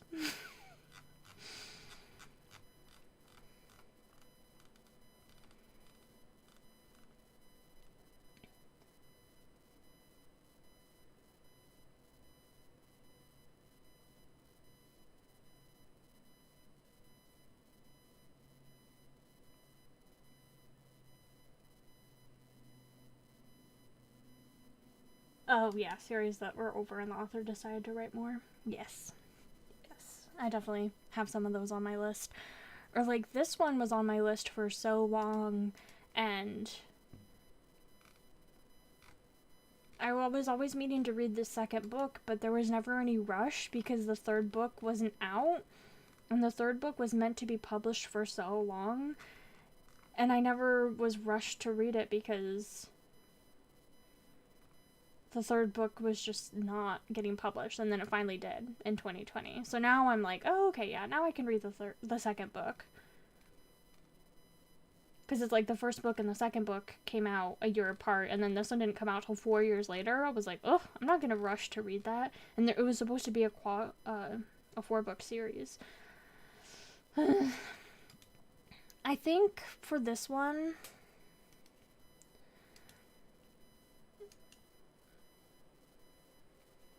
I think I really need to reread the first book to decide if I want to read the second book. This cover is so pretty.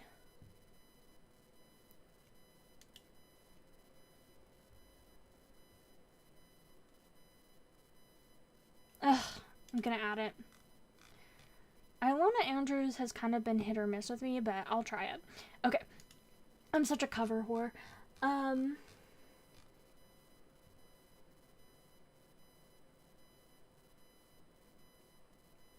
Yeah, I do struggle with long series.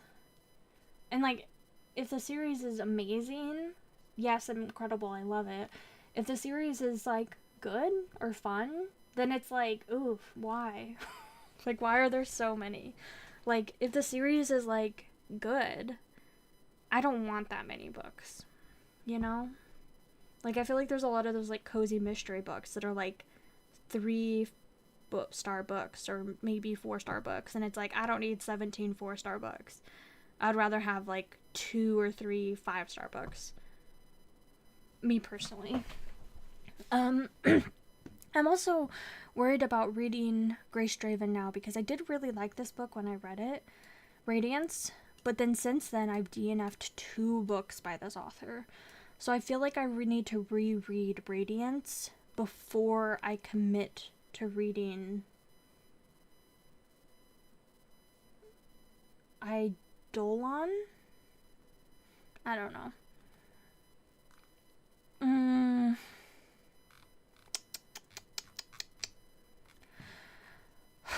Should I delete this book off of my TBR, though? Or should I leave it on my TBR?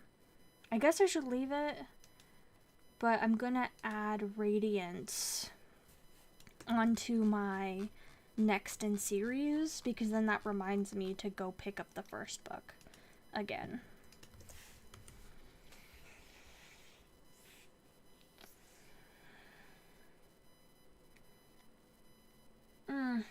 Come on.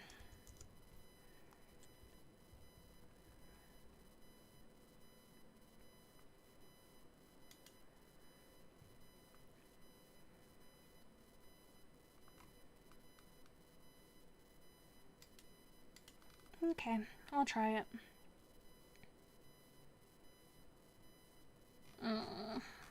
I'm just scared to read it now.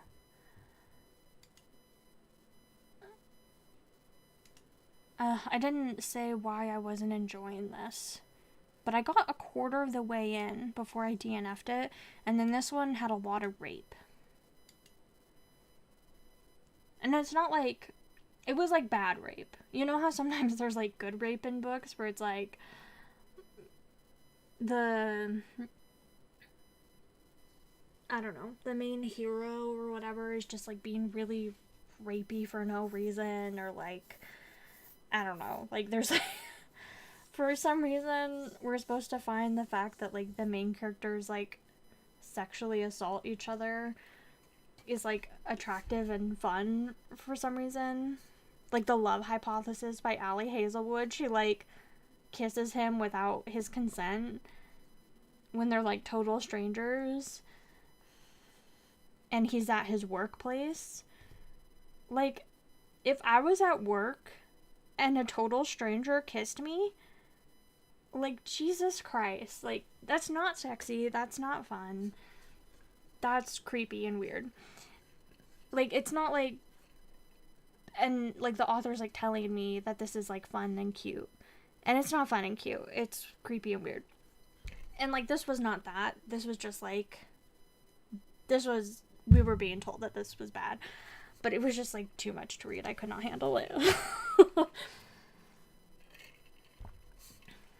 Also, hopefully The Love Hypothesis is not your favorite book, and I didn't just diss it. I DNF'd it. I was just like, I don't think this is fun and cute. But I definitely need to try this again. I won't delete this though, because I feel like that might be a way of like trying to circumnavigate and like get it off my TBR or whatever. I'm not gonna do that, but I will try to prioritize rereading Radiance sometime soon.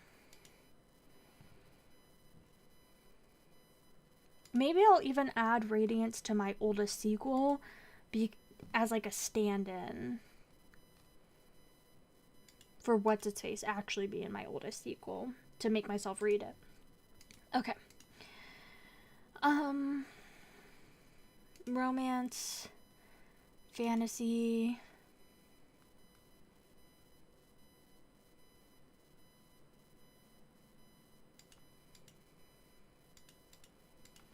Okay. This Duchess of Mine I actually really do want to read, even though this series is like so hit or miss for me. First book, 2 stars. Next book, 4 stars. Next book, 3 stars. Next book, 3 stars. Like, it's not an amazing series that I love, love, love. But, like, it's so odd. And it's not your typical, like, Regency fantasy series. Like, it is, like, Georgian England. And everybody's, like, wearing these, like, massive powdered wigs and beauty marks. And it's just, like, it's like a different time setting, which is much more interesting. And the people, I think, are a lot more...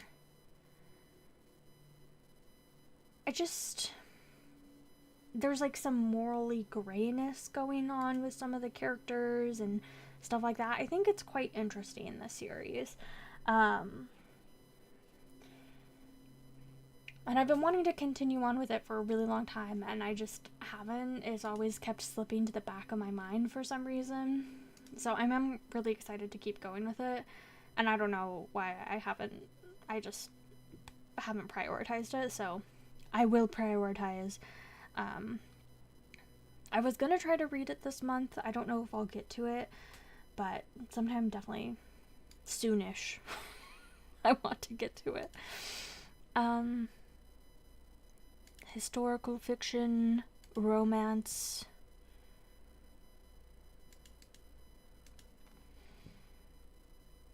Ugh. So many books.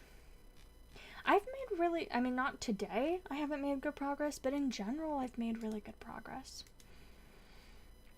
Wonder Women, 25 innovators, inventors, and trailblazers who changed history.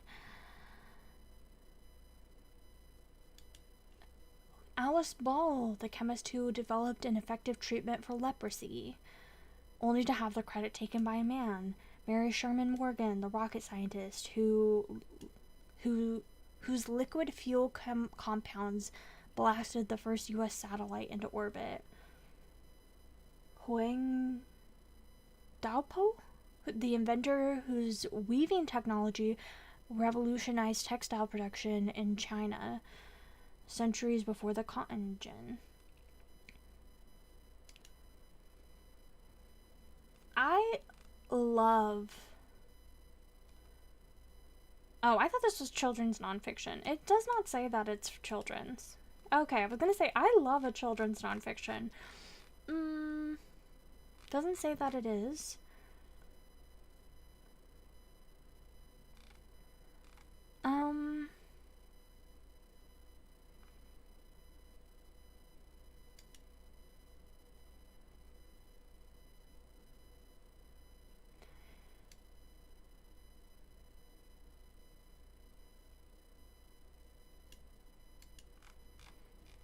Okay. I'll definitely give it a try. But this cover is very juvenile. Anyway. Oh,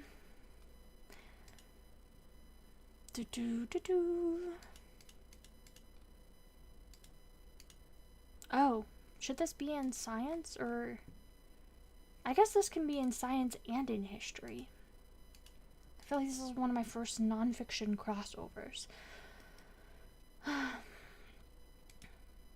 The Wind in the Willows. This is another book that I've soft DNF'd. I tried to read it maybe 3 or 4 years ago.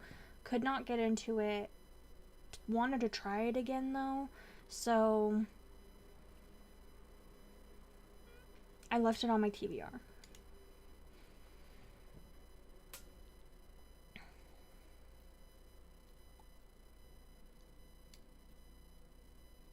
I also really want to watch that weird ass Disney movie.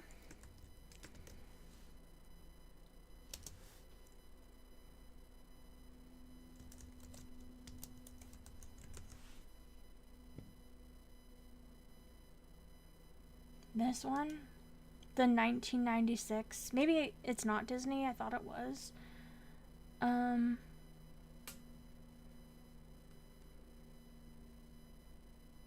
Okay, I guess it's not Disney. But I thought it was. But this weird ass like live action Wind in the Willows.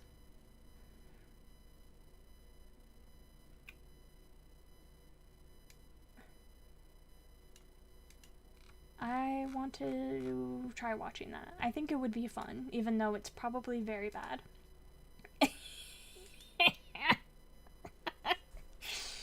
Oh.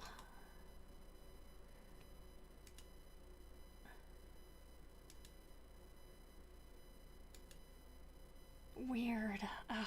I feel like this would have been the kind of movie that I grew up on. I just didn't happen to grow up on it. Okay. It's a classic fantasy.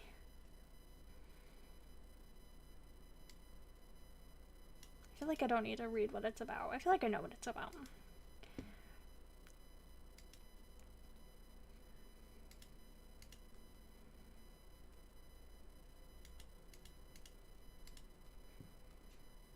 Okay. Damn. I was so close to getting there, but I think I'm pretty much tapped out for today. This was the Genghis Khan book.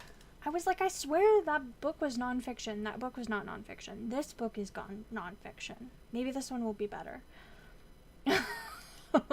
There's another book that was fiction that I was like so stumped by. I was like, oh, I'm glad I was reading what this was about because apparently it's fiction.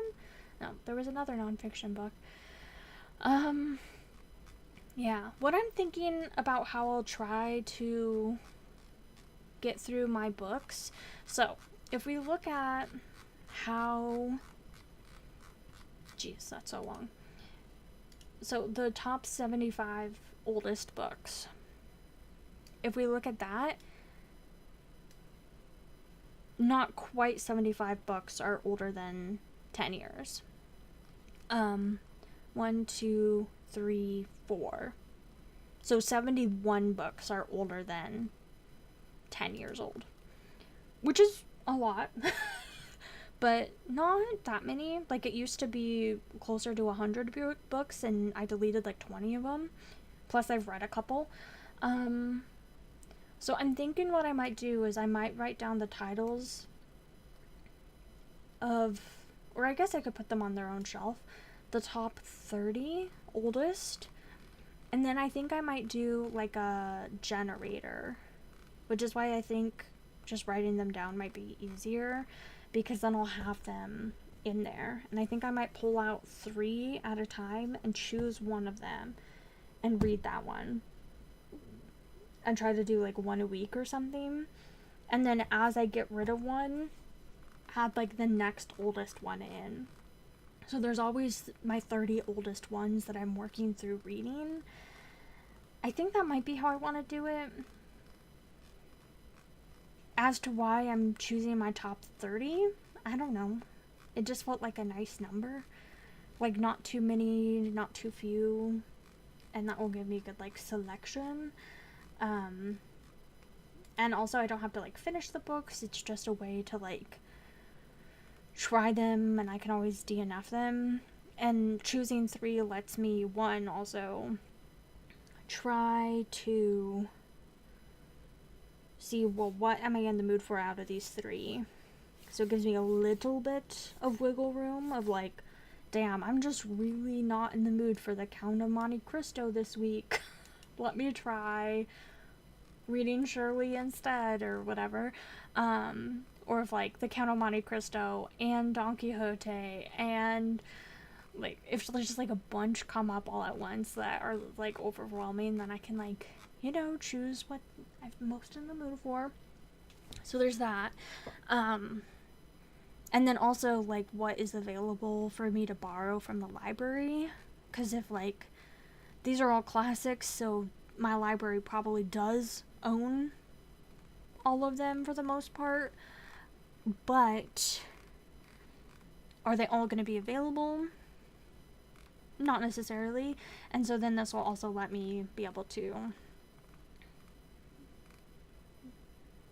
if I pull 3 of them and only one is available, then like that, like tough shit, that's going to be the one for this week. Anyway, so that's kind of what I'm thinking. But I won't be able to start doing that until like October, because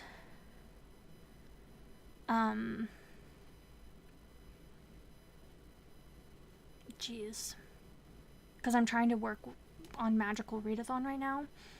And I also wonder if I should just do my top 30 oldest, or if I should do my top 30 oldest within like a time frame. Top 30 oldest autumnal books. Because if I do that, it's still within the year, or the 10-year frame, like older than 10 years. And then that way, like, in October and November, if I do this in those 2 months, I'll get through 8 books that fill that October-y vibe to some degree, where I'm like, yeah, I'm okay reading this book in October.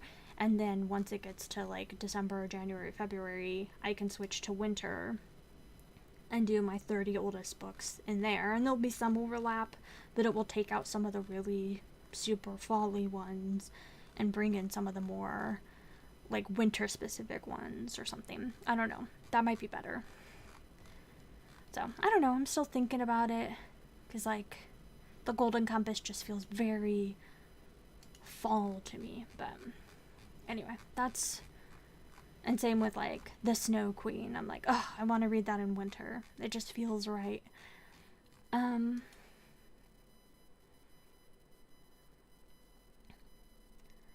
So that's one thing I've been thinking about doing, of like how to get through my oldest books on my TBR.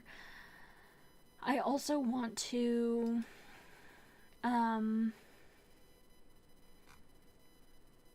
what else? What else have I been thinking about?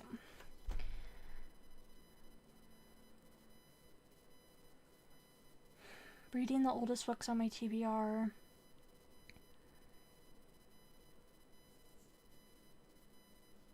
And reading through my physical TBR is also something. Um,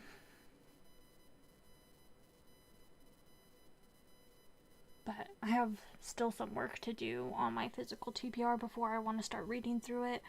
Like, I'm still going through and double checking our physical catalog and just making sure that all the books we've unhauled I delete off of there, and all the books we own are actually on there and stuff. So I have a little bit more work to do on that before I'm mentally ready to dive into that, but that's also something. I want to get rid of a lot of my physical books because there's a couple bookshelves that are full of books in the bedroom that I want to condense down to make room for like a desk in there so I can have like a crafting space, a space for a computer, a space for crafting, just like a personal space, which I don't have here because it's all taken up by bookcases. And there's there's 6 bookcases in the bedroom. I'd like to condense it down to 4.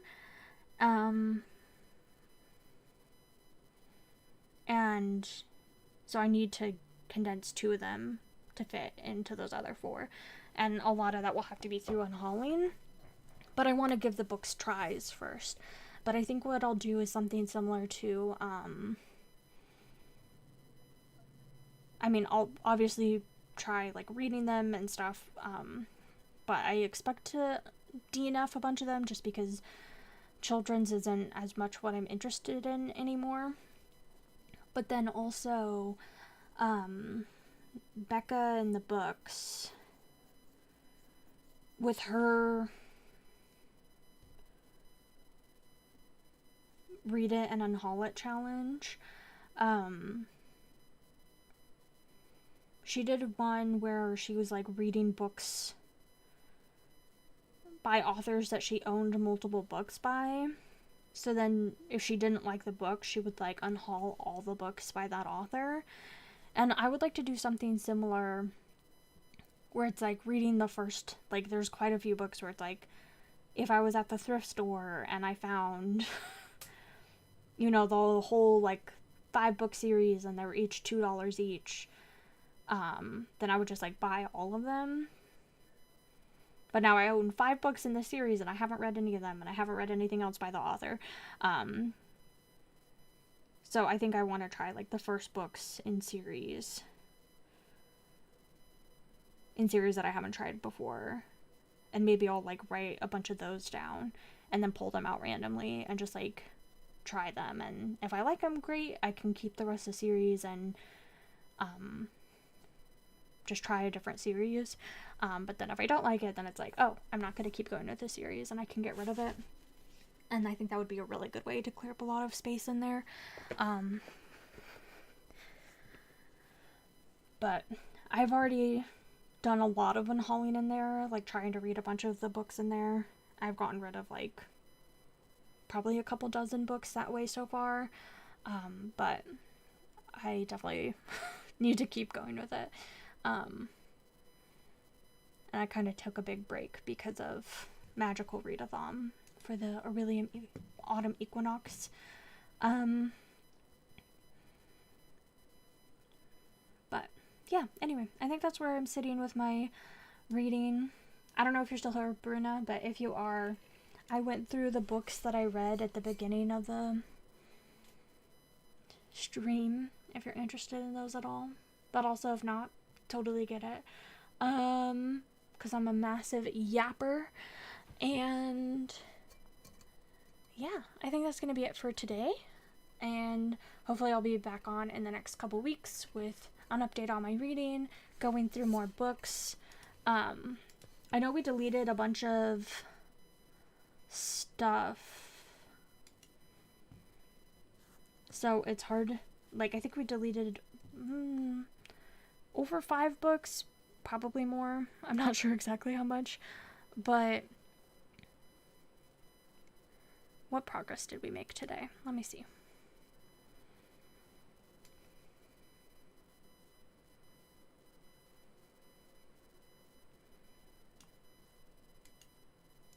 Oh, thank you. Yay. Okay. I yapped a bunch at the beginning though, so you get to get forward a bit. But then I went over, although I don't think my descriptions were very good. But basically we went through 2, 4, 6, 8, 10, 12, 14, 16, 18, 20, 22, 24, 26, 28, 30, 32. 32 books isn't bad. I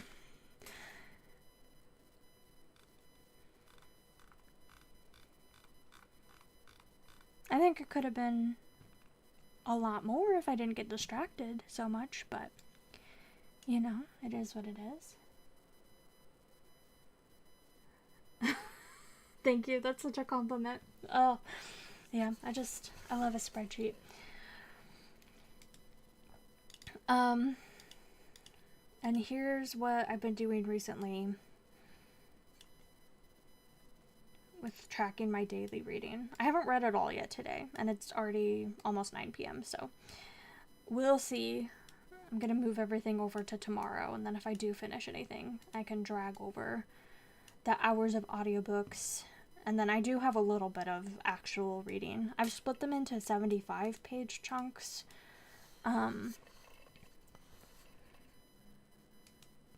But I could split them into anything.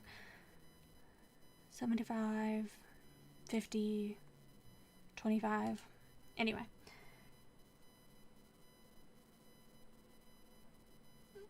Yes. It has been very satisfying to especially be deleting books off my TBR or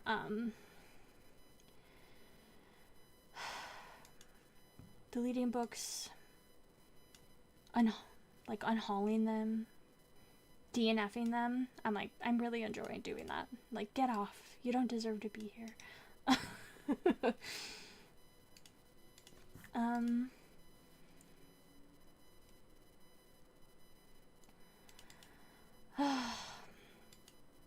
But I need to try to get some reading done today because I'm getting really far behind on how I've had everything planned out. I'm like, look at this piling up because I didn't really read the last 2 days. And I haven't read it all today, so it's like everything's just stocking up. And I'm like, oh, crap. Oh, it's all good intentions when you're reading a shit ton. And then all really bad when you're not. But yeah, we chip away. It's good.